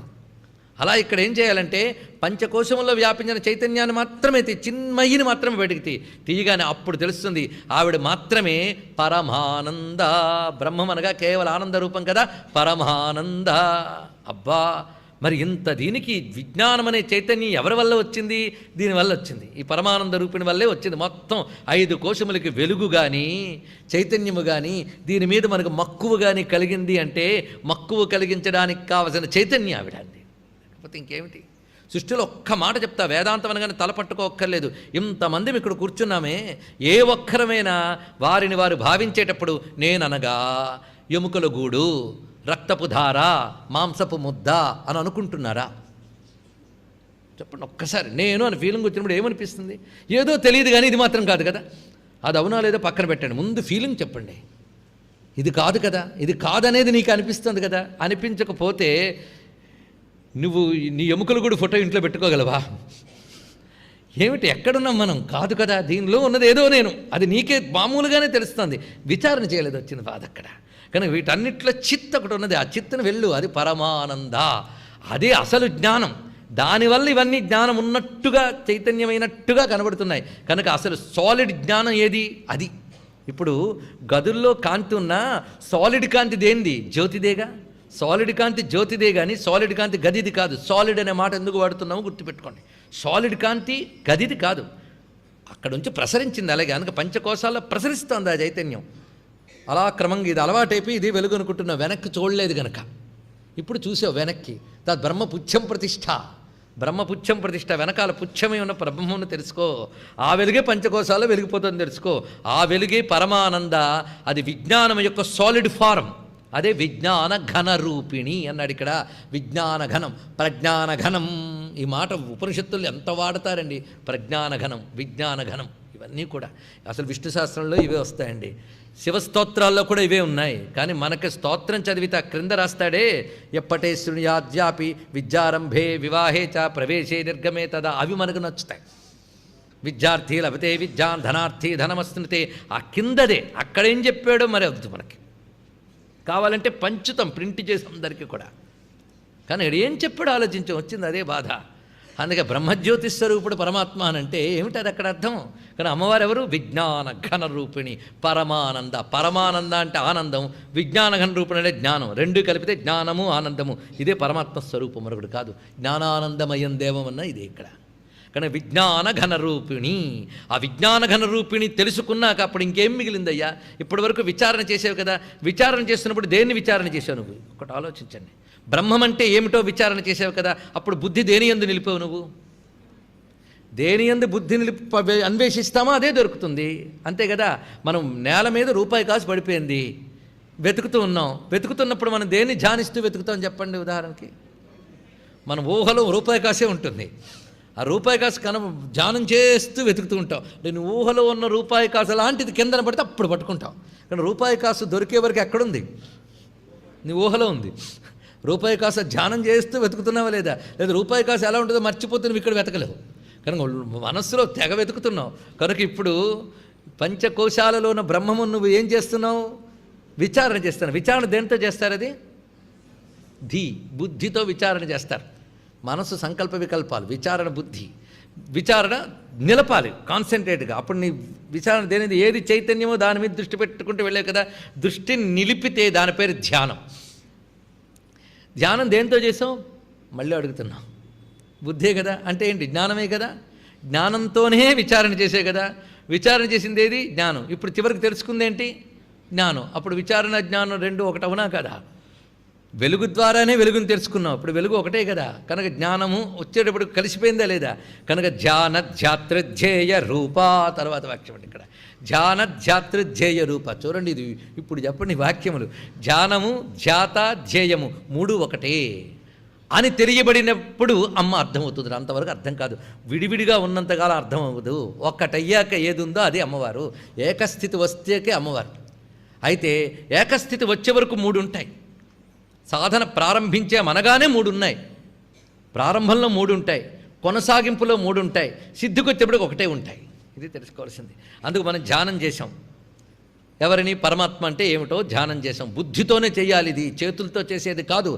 చేతులు ఎర్రబడేటంత కుంకుమున్న లాభం లేదు. బుద్ధితోనే చేయాలి. ధ్యాన ధ్యాన ధ్యాన ధ్యాన. ధ్యానం తప్ప మరో మార్గం ఉందా? ధ్యాన గమ్యా పరిచ్ఛేద్య. మళ్ళీ అక్కడ వస్తుందండి ఇది గోడవంతా కూడా. ఎక్కడ వదిలి సమ్మయ్య దాటిపోయిందిరా అనుకుంటూ ఉంటే మరొక చోటుకి వెళ్తే మళ్ళీ పట్టుకుంటాడు. ఎన్ని చెక్ పోస్టులో మనకి ఇక్కడ. అమ్మయ్య వేదాంతం గొడవ అయిపోయింది, మళ్ళీ చతుషష్ట్యుపచారాఢ్య వస్తే బాగుండు. అయితే లేదో మరికొంత దూరం వెళ్ళాక మళ్ళీ పట్టుకుంటుంది. వశిన్యాది వాగ్దేవతలు ఉన్నారు, ఉడుం పట్టు. బాగుపడే వరకు వదలరు వాళ్ళు. ఎక్కడ మొత్తం వదలాల్సిందే మాలిన్యం. చిన్నపిల్లలు చూడండి, ఎంతో స్నానానికి రారా అంటే మురిపించుకుంటారు. ఏదో లడ్డు ఏదో చూపిస్తే వస్తారు, కాస్త నీళ్ళు పోస్తే మళ్ళీ పరిగెడతారు, మళ్ళీ లడ్డు చూపించాలి. అలా మనకి స్నానానికి తెస్తూ చేస్తూ మధ్యలో లీలలు రూపాలు చూపించి లడ్డూలు చూపించారు, తెచ్చారు, మళ్ళీ స్నానం చేస్తున్నారు. అది పరిస్థితి. ఇప్పుడు ధ్యానధ్యాతృధ్యేయ రూప అక్కడికి వచ్చింది. ధ్యానధ్యాత ధ్యేయ. ప్రారంభ దశలో మూడు ఉండాలండి. మూడు లేకపోతే ఎవరిని ధ్యానిస్తారు? ఎవరు ధ్యానిస్తారు? ముందు కూర్చోవాలా, ధ్యానం చేయాలా? ధ్యానం చేస్తున్నామా? ప్రయత్నిస్తున్నాం. ధ్యానం చేయగలిగితే అంత గొప్ప. ధ్యానం నిలబడిపోయింది అనుకో. అనం ధ్యానం. బుద్ధిని దానివైపు మరల్చుట, నిలుపుట, ఇది ధ్యానం. అలా ధ్యానం చేస్తూ ఉంటే క్రమక్రమంగా మూడు విషయాలు ఉంటాయి. ధ్యానం చేస్తున్న వాడు దేనిని ధ్యానం చేస్తున్నాడో అది, ఈ రెండింటిని మధ్యలో ఉండేది ధ్యానం, అంతే కదా. కనుక ధ్యానం చేసేవాడి పేరు ధ్యాత, దేన్ని ధ్యానం చేస్తున్నాడు అది ధ్యేయము, మధ్యలో ఉన్న ప్రక్రియ పేరు ధ్యానం. సృష్టిలో మీరు ఏది చేయండి మూడు ఉంటాయి. చూడండి, ఇక్కడ భోజనం చేసాం, ఎదురుగా భోజ్యము తినే పదార్థము, భోక్త భోజనము ఉన్నాయి. సృష్టిలో అన్ని త్రిపుటే. కనుక సృష్టి అంటేనే త్రిపుటి, సాధన కూడా త్రిపుటే. ఎక్కడ త్రిపుటి ఉంటే అక్కడ ప్రపంచం ఉంది. కనుక సాధన కూడా ప్రపంచంలోనే చేస్తున్నాంగా. కనుక సాధన దశలో మాత్రం ధ్యాత, ధ్యేయము, ధ్యానం ఉంటుంది. సాధన దశలో 3 ఉంటాయి, కానీ సాధన లక్ష్యం 3గా ఉండిపోవడం కాదు కదా. ధ్యానం అలా అలా అలా నిలిచిపోయి ఏమైపోతుందంటే, ఈ ధ్యానము ద్వారా ఆ ధ్యేయంలో లయమై, ఆ ధ్యేయమే ఈ ధ్యానస్వరూపమైన జ్ఞానమని అవగాహన చేసుకుని అక్కడ లయమైపోతాడు. 3 కలిసి ఒకటైపోతున్నాయి. చిన్న ఉదాహరణతో చెప్పుకోవాలంటే, ఒక ఉప్పు బొమ్మ కథ చెప్పారు రామకృష్ణ పరమహంస. అదొక్కసారి గుర్తు తెచ్చుకోండి. ఒకప్పుడు ఈ ఉదాహరణలు ఎందుకయ్యా అంటే, అబ్స్ట్రాక్ట్ విషయం చెప్పేటప్పుడు ఆధారానికి పనికొస్తాయి. అందుకని ఉదాహరణలే జ్ఞానం కాదు. ఉదాహరణ దగ్గర ఆగిపోయామనుకోండి, ఉప్పు బొమ్మ ఎక్కడ పుట్టింది దాని ఒరిజినల్స్ వెతుక్కుంటూ కూర్చుంటారు. అందుకే జిడ్డు కృష్ణమూర్తి గొప్ప మాట చెప్తాడు, ఉదాహరణలు అవసరం లేకుండా చెప్పేదే అసలైన జ్ఞానం అన్నాడు. కానీ ఆలంబం లేకపోతే మనకు అర్థం కాదే, ఏం చేస్తాం? అందుకు ఉదాహరణ అవసరమే. ఉదాహరణ అర్థం చేసుకోవడానికి పనికొచ్చేదే తప్ప ఉదాహరణ ప్రమాణం కాదు, అర్థం చేసుకోవాల్సింది. అందుకే ఇక్కడ తెలుసుకోవాల్సింది, ఉప్పు బొమ్మ సముద్రాన్ని తెలుసుకోవాలని బయలుదేరింది కనుక సంతోషం, లేకపోతే గాల్లో గీల్లో తిరుగుతూ ఇంకోలా ఉండేది. తెలుసుకోవాలని బయలుదేరింది, సముద్రం దగ్గరికి చేరింది. క్రమక్రమంగా ఎంత లేనమంటే సముద్రానికి దూరంగా ఉంటే దానికి సంతోషం కలగలేదు, సముద్రం మీద ప్రేమ పుట్టింది. అంత ప్రేమ పుట్టడానికి కారణం ఏంటంటే, దీనికి ఏదో ఒక లక్షణం, సామాన్య లక్షణం ఉంది. అందుకే దానికి అంత ప్రేమ పుట్టిందిట. ఉప్పదనం అక్కడ ఉన్నది, ఇక్కడ ఉన్నది ఒకటే ఉప్పదనం. అయితే అక్కడ మెగా ఉప్ప, ఇక్కడ కొద్దిగా ఉప్పు, ఇది మైక్రో, అది ఆ విధంగా ఉన్నది అని చెప్పి నెమ్మదిగా మైక్రో లెవెల్లో ఉందని బయలుదేరింది. నెమ్మదిగా తెలుసుకుంటుంది ప్రేమతో. అబ్బా ఈ రెండో ఒకే లక్షణం అని చెప్పి ఆనందం తట్టుకోలేక దిగిందండి. అందులో దిగితే ఏమైంది? ఒక్కటైపోయింది. అంతా కలిపి ఒకటే అయిపోయింది. వెళ్ళే వరకు మాత్రం నేను వెళుతున్నాను అన్నప్పుడు 3 ఉన్నాయి.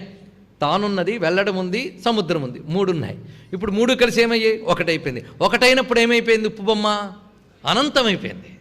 కనుక పరిమితి అయిన జీవుడు ధ్యానమనే ప్రక్రియగా ధ్యాతగా మారి దేన్ని ధ్యేయంగా పెట్టుకున్నాడో బ్రహ్మమును దాన్ని విచారణ చేస్తూ వెళుతూ ఉంటే క్రమక్రమంగా దాసోహం అనే స్థితి నుంచి అహం బ్రహ్మాస్మి అనే స్థితిలో లయమైపోతాడు. అహం బ్రహ్మాస్మిగా ఒకటైపోయాడే లేదా? అది ధ్యాన ధ్యాతృధ్యేయ రూప. ఆ ఒక్కటైపోయిన స్థితిలో అహం బ్రహ్మముతో తాదాత్మ్యమైపోయిన ఏకత్వ స్థితిలో ఉన్న అపరిమిత అఖండ జ్ఞాన ఆనంద రూపమే పరమానంద విజ్ఞాన ఘన రూపిణి. ఆ పరమానంద విజ్ఞాన ఘన రూపం ఎప్పుడు నీకు అనుభవానికి వచ్చింది? పంచకోశాలని దాటిపోయి పట్టుకోగలిగితే ఆ తురీయ భూమికి ఎందుకు వెళ్ళేటప్పటికల్లా నీకు ఆ స్థితి ఒక్కసారి అవగాహనకు వచ్చింది. ఆ అవగాహనకి రాగానే అప్పుడు 3 త్రిపుటి ఏకమైపోయింది. ఆ ఏకమైన స్థితిలో ఉన్న అఖండ జ్ఞాన పరమానంద రూపమే అమ్మవారిని చెప్పడమే ధ్యాన ధ్యాతృధ్యేయ రూప. ఇది త్రయమేకత్ర సంయమం అని యోగంలో మరొక చోట చెప్తారు. త్రయం ఏకత్ర సంయమం. ఇదే మాటని దక్షిణామూర్తి స్తోత్రానికి భాష్యం రాస్తూ సురేశ్వరాచార్యులు మానసోల్లాస వ్యాఖ్యలో మొట్టమొదటి చెప్తాడండి. ఈశ్వరో గురురాత్మేతి మూర్తిభేద విభాగినే వ్యోమవత్ వ్యాప్తదేహాయ దక్షిణామూర్తయే నమః. అది ప్రారంభ శ్లోకం. ఈశ్వరో గురురాత్మేతి. గురుగారి దగ్గరికి వెళ్ళాం, ఉపదేశం చేశారు. ఆయన ఏది ఉపదేశించాడు అదే కదా నువ్వు ధ్యానం చేస్తున్నావు. కనుక నువ్వు చేసే ధ్యానం అనే ప్రక్రియ ఎవరు? గురువుగారే.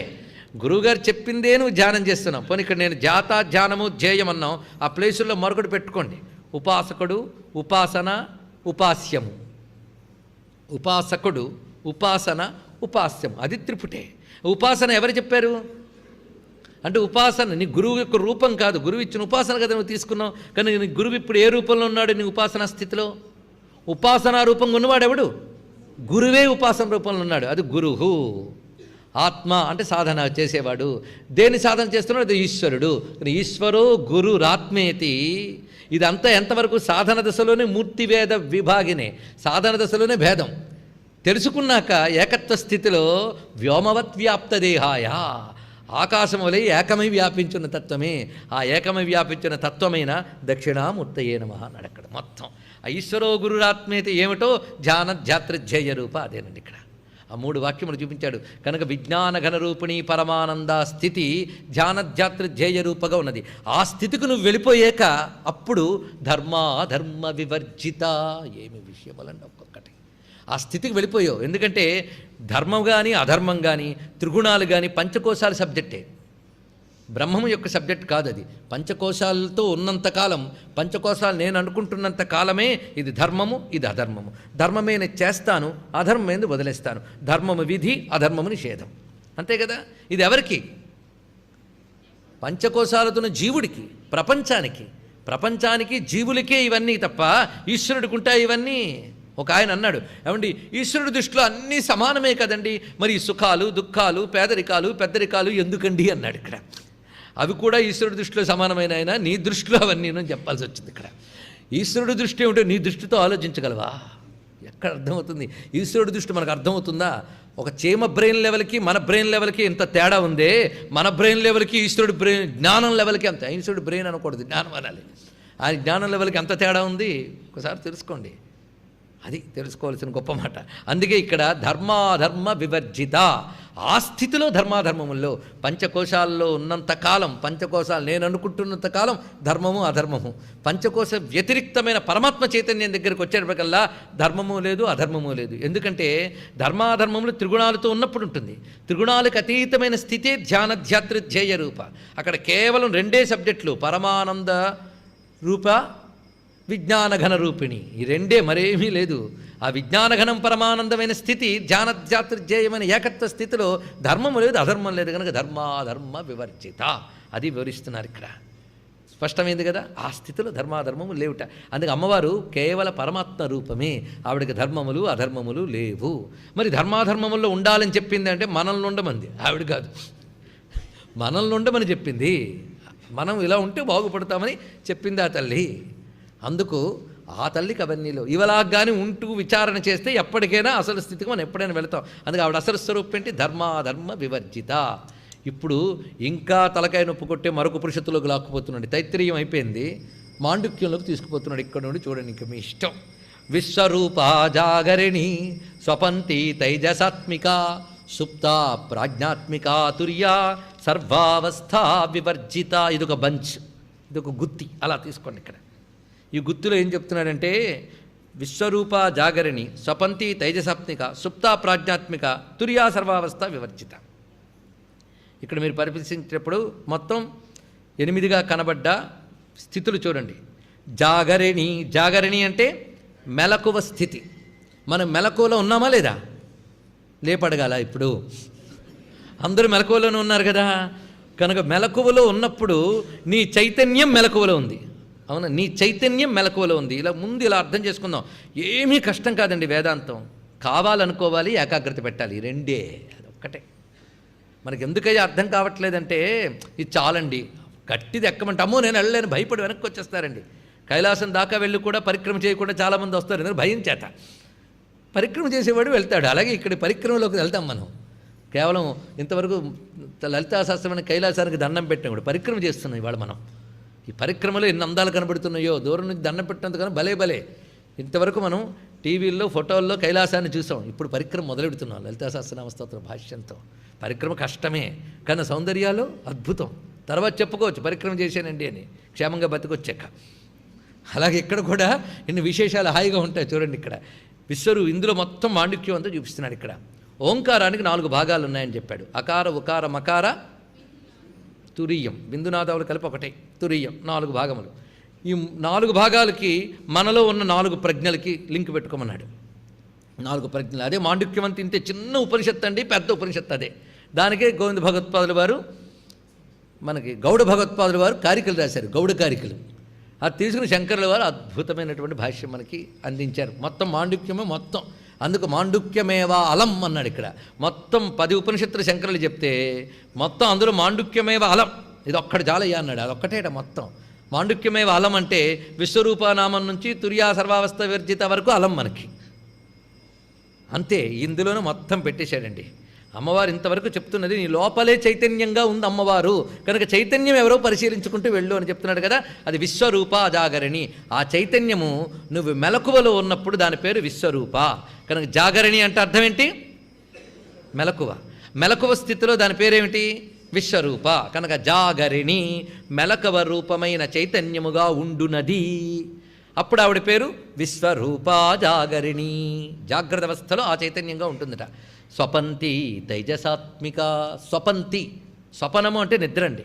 నిద్రలో ఆవిడ తైజసాత్మిక, తైజస అనే పేరుతో వ్యవహరింపబడుతుంది అన్నాడు. ఇక్కడ మనకే స్వప్నము అనగానే ఇక్కడ కలలు కంటున్న స్థితి. నిద్రపోతేనే కదా కల వస్తుంది. సరిగ్గా నిద్రపోవడే మధ్య మధ్య నిద్రపోనేవాడు మధ్య మధ్య లేపుతూ ఉంటాడు. ఇదో బాధ, స్వప్నము రాదు, సుషుప్తి రాదు, కొనుక్కుతోనే అయిపోతున్నాం. కానీ స్వప్నావస్థను మరొకటి ఉన్నది. ఈ స్వప్నావస్థలో చైతన్యం ఉందా లేదా? మరి లేకపోతే కలంతా ఎలా చూస్తున్నావు నువ్వు? ఒక్కసారి ఆలోచిస్తే అసలు మనకున్న అవస్థలే మనం తెలుసుకోం. అదో పెద్ద అవస్థ. మన అవస్థలను మనం పరిశీలిస్తేనే ఆశ్చర్యపోవాలండి. అంత కళ ఎక్కడ చూస్తున్నామో చాలా ఆశ్చర్యం కదండి. ఎంత కళ! కొండలు, కోనలు, గొట్లు, 10 మంది విలన్లు కొడుతూ ఉంటారు, అన్నీ నీలోనే తయారీ. ఇంత కనిపిస్తుంది ఆశ్చర్యంగా. ఇంత అనుభవిస్తున్నప్పుడు ఏ వెలుగు వల్ల చూస్తున్నావు? ఆ వెలుగు ఏ వెలుగుతో చూస్తున్నావు? స్వప్నావస్థలో అక్కడ కూడా చైతన్యం ఉందా లేదా? ముందు చైతన్యం ఉంది కదా. అక్కడ చైతన్యం ఏ రూపంలో ఉంది? తైజస్ ఏ రూపంలో ఉందని చెప్పాలి.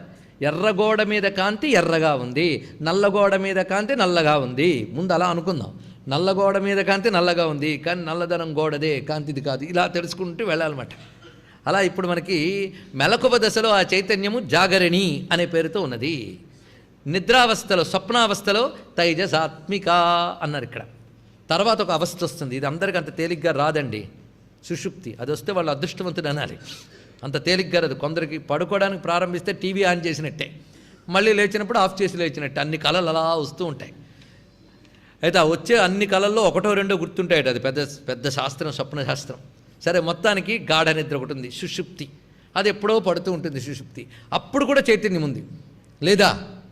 ఎలా ఉంటుందండి? ఏమీ తెలియట్లేదు కదా. స్వప్నం అంటే ఒప్పుకుండా ఒకటి తెలుస్తుంది, జాగరణ అంటే ఒప్పుకుంటే ఏమీ తెలియట్లేదు కానీ చైతన్యం లేదు. లేకపోతే పొద్దున్న లేచి హాయిగా పడుకున్నాను చెప్పవు నువ్వు. అప్పుడు చైతన్యం లేకపోతే మరి లేవవు. అప్పుడు చైతన్యం ఉంది, కానీ అప్పుడు మనస్సు పనిచేయలేదు. ఇక్కడ చూడండి, జాగ్రత్త అవస్థలో శరీరము మనస్సు రెండూ పనిచేసాయి. స్వప్నావస్థలో మనస్సు మాత్రమే పనిచేస్తుంది, ప్రాణం పనిచేస్తుంటుంది. 3 అవస్థలో ప్రాణం మాత్రం పనిచేస్తూ ఉంటుంది. కానీ ప్రాణం రికలెక్ట్ చేసుకుని చెప్పే మనస్సు కాదు, బుద్ధి కాదు. అది అందుకోసం బాధ. సుషుప్తి అవస్థలోకి ఏమైందంటే మనస్సు కూడా నిద్రపోయింది. అప్పుడు ఈ శరీరాలు ఎలాగైతే పని చేయకుండా ఉండిపోయో మనస్సు కూడా పని చేయకుండా ఉన్నది. అప్పుడు మరి ఎవరున్నారు అక్కడ? అప్పుడేమున్నది? అక్కడే సుషుప్తి బాగా అర్థం చేసి, సుషుప్తి గురించి చాలా గొడవ పెడతాడండి మాండిక్యంలో. అది అర్థం చేసుకో, సుషుప్తి బాగా అర్థం చేసుకుంటే సరిపోతుంది. అక్కడ ఏదో ఒక హాయి ఉంది. లేకపోతే ఎవ్వడికైనా నీ కళలు కూడా నిద్ర వచ్చే మంత్రం చెప్తానంటే చెప్పండి అని అడగడా ఎవడైనా? ఎంత హాయి దాంట్లోనే ఉందండి. నువ్వు అనుకునే ప్రపంచాన్ని కూడా మరిచి, సృష్టిలో ఎవ్వడికైనా పనులు చేస్తూ ప్రపంచాన్ని తిరుగుతూ ఉన్న నిద్ర లేకపోతే కాసేపు పడుకుని వచ్చేస్తానండి అంటారు. ఎందుకండి? నువ్వు అనుకునే సుఖపడే ప్రపంచమంతా బయట ఉంటే కాసేపు పడుకుని వస్తాను ఎందుకు అంటున్నావు? అంటే ప్రపంచాన్ని విడిచిపెట్టిన ఒకానొక స్థితిలో ఏదో ఒక ఆనందం ఉంది. ఆ ఆనందంతో కలిస్తే కానీ నీకు తృప్తి లేదు. అందుకు కలవాలనే రోజులో కొంతసేపైనా ప్రయత్నిస్తున్నాను. వెళ్ళి ఆనందానికి ఎంత శక్తి ఉందంటే నువ్వు దాంతో కలిసి ఉంటే ఆ శక్తి పుంజుకుని మళ్ళీ బయటకు లేస్తున్నావు. అన్ని శక్తిని ఇవ్వగలిగిన మహాశక్తి అక్కడ ఉంది ఒకటి. అందుకు కేవలం సుషుప్తి అవస్థలోనే పరమాత్మతో కలుస్తాడట జీవుడు. అక్కడ కేవలం ప్రజ్ఞారూప చైతన్యం మాత్రమే ఉంటుంది. ప్రజ్ఞ అనగా చైతన్యం యొక్క లక్షణం ప్రజ్ఞ. అది తెలుసుకునే బుద్ధి కాదు, ఆలోచించే సంకల్పం చేసే మనస్సు కాదు, ప్రజ్ఞ మాత్రం. అందుకే సుప్త ప్రాజ్ఞాత్మిక. అప్పుడు జీవ చైతన్యానికి పేరేమిటి? ప్రాజ్ఞుడు. కనుక విశ్వుడు, తైజసుడు, ప్రాజ్ఞుడు. ఈ మాట ఉపనిషత్తుల్లో వేదాంత శాస్త్రాలు బాగా వచ్చేదే, అది ఇక్కడ వస్తున్నది. కానీ జాగ్రత్త అవస్థలో విశ్వరూప, స్వపంతి దశలో తైజసాత్మిక, సుప్త ప్రాజ్ఞాత్మిక. ఇప్పుడు మనం చూసినప్పుడు మెలకువలో ఉన్నప్పుడు చైతన్యాన్ని మెలకువతో కలిపి చూస్తున్నాను. ఇక్కడ నేను మెలకువలో ఉన్నప్పుడు సంపత్ నగర్ గుంటూరులో ఉన్నాను, ఎదురుగా లైట్లు ఉన్నాయి, మైకులు ఉన్నాయి. ఇది మెలకువలో ఉన్న చైతన్యం. కనుక నీ చైతన్యాన్ని జాగ్రత్త అవస్థలో కలిపవు. అలాగే స్వప్నావస్థలో నీకు అసలు ఇక్కడ కొంతమంది ఇప్పుడు ఆ స్థితిలో ఉండుంటారు, వాళ్ళకి అసలు కనబడదు ఇక్కడ ఏమీ, వాళ్ళకి ఏదో మరో లోకంలో ఉంటారు. అప్పుడు వాడి చైతన్యం ఎక్కడ లేదు, ఎక్కడుంది? ఇప్పుడు మీరు చెప్పండి, చైతన్యం శరీరాందా మనస్సుదా? అప్పటికి మనస్సుది. సుషుప్తికి వెళ్తే రెండిటిది కాదు, మరి దేనిది? అప్పుడు అలా ఆలోచించాలట. అది ఏంటి అనేది సుషుప్తిలో తెలుసుకోలేమన్నాడు. ఇక్కడ చూడండి, ఇక్కడ దాని మరో అవస్థ ఉంది. ఆ అవస్థ అంత తేలిగ్గా రాదుట. ఈ 3 అవస్థల్లో ఏది ఉందో దాన్ని పరిశీలించాలి. చిత్రం ఏంటంటే 3 అవస్థలకు అతీతంగా ఉంది. అది 3 అవస్థల్లోనూ ఉంది. ఉదాహరణకి ఇక్కడ కాంతి లైటు ఇక్కడ వెలుగునిస్తూ నాకు ఇది ఎరుపు, ఇది స్టీలు అని తెలియజేస్తున్నది. దీని మీద పడుతున్నా దీనికి అతీతంగా ఉందా లేదా? దీనికి అంటకుండానే ఉంది. అదేవిధంగా పంచకోశాలని ఇంటిని ప్రకాశింపజేస్తూ దానికి అంటకుండా ప్రజ్ఞాన ఘన రూపిణి అయినటువంటి తల్లి ఒకటి ఉంది. ఆవిడ్ని తెలియాలి అంటే 3 అవస్థలు దాటి వెళ్ళు. 3 అవస్థలు దాటడం మనకు ఎప్పుడైనా తెలుసా? అయితే 2 అవస్థలు లేదా అప్పుడప్పుడు 3వ అవస్థ. 3 అవస్థలను దాటిన అవస్థ ఒక్కటే ఉందండి. ఇదేమవస్థరా బాబు? ఆ అవస్థ పేరే తురీయం. అది ఎక్కడ తెలియబడుతుందంటే సమాధిలో మాత్రమే తెలియబడుతుంది. సమాధిలో మాత్రమే. సమాధి బుద్ధి సమస్థితిలోకి వెళ్ళిపోవాలి. సమం అంటే సమం సర్వేషు భూతేషు తిష్టంతం పరమేశ్వరం వినశ్యత్ సవినశ్యంతం యప్పశ్యతి సపశ్యతి. గీతలో ఇదే గొడవ. మళ్ళీ భగవద్గీత అందరి చేతులకి ఇవ్వాలి, ప్రతివాడి చేతిలో భగవద్గీత ఉండాలి అని అంటూ ఉంటారే. నిజంగా భగవద్గీత చెప్తే మనకు తెలుస్తుందా? అయితే ప్రతివాడి చేతిలో వేమన శతకం పెట్టాలి, సుమతి శతకం పెట్టాలి, కానీ భగవద్గీత పెట్టకూడదండి అంటారు. కానీ నేను ఒప్పుకోం తెలిసిన వాళ్ళు. లేదంటే భగవద్గీతలో చాలా ఉన్నాయండి, పర్సనాలిటీ డెవలప్మెంట్ ఉంది, ఇంకేవి ఉన్నాయంటే ఇది చాలా పిచ్చి మాట. అమ్మవారు కనబడితే అమ్మవారు ఉంటుంటే నగలు ఉన్నాయని చెప్పడంలా ఉంటుంది. అది దొంగ బుద్ధి. అది నగలు చూస్తాము, అమ్మని చూడాలి మనం. అందుకే భగవద్గీతలో పర్సనాలిటీ స్కిల్స్ అవన్నీ చూసి ఎలాంటిదంటే అమ్మవారి ఇంట్లో నగలను చూడడం లాంటిది. అమ్మవారిని చూడాలి మనం. ఇవా ఆఖరికి కావలసినవి, అసలు కావాలి కదా. అందుకే భగవద్గీత మొదట్లోంచి వద్దు. అర్జునుడు అంతవాడికి 18 అధ్యాయాల వరకు కన్ఫ్యూజనే. మాటిమాటికి అడుగుతున్నాడే. మనం ఎక్కడ ఇంక అసలు ఎత్ర యోగేశ్వర కృష్ణ లేదు, ఎత్ర పార్థో ధనుర్ధర లేదు. కాలక్షేపపురాయళ్ళకి ఎందుకండి విషయాలన్నీ? మొత్తానికి సమం సర్వేషు భూతేషు, అక్కడ సమం. ఆ సమముతో నీ ధీ కలిసిపోవాలి. సమాధి ఆత్మతత్వం ఏంటో పట్టుకోవాలి. ఆ స్థితికి వెళ్ళిపోతే ఆ స్థితి పేరు తురీయం. తురీయం అంటే 4వది అని అర్థం. తురీయం అనే శబ్దానికి అర్థం ఏంటి? 4వది. ఏమిటా 4వది? జాగ్రత్త కాదు, స్వప్నము కాదు, సుషుప్తి కాదు. ఆ తురీయ అవస్థకు వెళ్ళిపోయావు. అప్పుడు పేరేమిటండి? అప్పుడు పేరు లేదండి అన్నాడు ఇక్కడ. జాగరణ దశలో జాగ్రత్త కలిపేవి కనుక విశ్వ అంటే సమస్తం వచ్చింది, లోపలిది బయటిది కలిపి వచ్చింది కనుక విశ్వడు. అది పేరు చూడండి. తైజస లోపల ఆత్మకాంతితో మొత్తం చూడగలిగావు. తైజస అక్కడ ప్రజ్ఞారూపం మాత్రమే ఉంది. ప్రాజ్ఞుడి పేర్లు కూడా అంత చక్కగా చెప్పారండి. తెలిసింది కదా. తురీయంలోకి వెళ్ళిపోయావు. తురీయంలోకి వెళ్ళేది సమాధిలో యోగులు మాత్రమే వెళ్ళగలరు, బ్రహ్మజ్ఞుడు మాత్రమే. ఆ తురీయ భూమికలోకి వెళితే అప్పుడు తెలుస్తుందట. అంటే ఎక్కడ జ్యోతి ఉందో అక్కడ కాంతి ఉందని పట్టుకోవడం తురీయం. అక్కడ నుంచి కింద చూస్తే ఓ ఈ వెలిగి ఇదంతా ఉందన్నమాట అని చూస్తూ ఉన్నాం. అందుకని తీయక్కర్లేదు, అది తీయక్కర్లేదు. కానీ తురీయ భూమికలోకి చేరిపోయిన యోగికి అప్పుడు అర్థమవుతుంది ఈ పంచకోశాలు, ఆ పంచకోశాలు, ఈ ప్రపంచం ఇదంతా వెలిగిపోతున్న చైతన్యం ఒక్కటే అమ్మవారే అని అర్థమవుతుంది. ఇది తెలుసుకోవాలి. ఇక్కడ స్పష్టమైపోయింది కదా. అక్కడికి వెళితే అది ఏ అవస్థ అని చెప్తావు నువ్వు? తురీయ అవస్థ అనకూడదు. తురీయ అవస్థ అనకూడదు. అవస్థలన్నీ 3ఇంట్లోనే. అది అవస్థ లేదుట. అందుకే సర్వావస్థ వివర్జిత, ఏ అవస్థలు లేని స్థితి అయ్యా తురీయ. అందుకే అకార ఉకార మకారములు 3ఇంటిని తెలియజేస్తాయి. ఆ పైన దాన్ని తెలియజేస్తుంది అనేటువంటిది. అందుకే స్పష్టంగా ఆ ఊ మా అంటాం కానీ అనే శబ్దానికి ఇలా పలకలేవు నువ్వు. కనుక స్పష్టంగా 3 అవస్థలు అర్థమవుతాయి కానీ పైది అర్థం కాదు. అందుకే చివరికి ఉన్నటువంటి ఆ నాదం ఉన్నదే బిందునాదాత్మకమైన స్థితి అతురీయమని చెప్పారు. అయితే ఇక్కడ మనం తెలుసుకోండి, అన్నీ కలిపి ఓమంటున్నామా లేదా? ఇది ఇక్కడ పట్టుకోండి. అన్నీ కలిపి ఓమంటున్నాను మనం మాత్రం అంటున్నామా? అన్నీ కలిపి ఓం అని అంటున్నామా లేదా? ఓమే బ్రహ్మం అంటున్నాం కదా. ఇప్పుడు వద్దాం మళ్ళీ. అంటే 3 అవస్థల్లోనూ ఉంటూనే 3 అవస్థలకు అతీతముగా ఉన్న చైతన్యమే అమ్మవారు.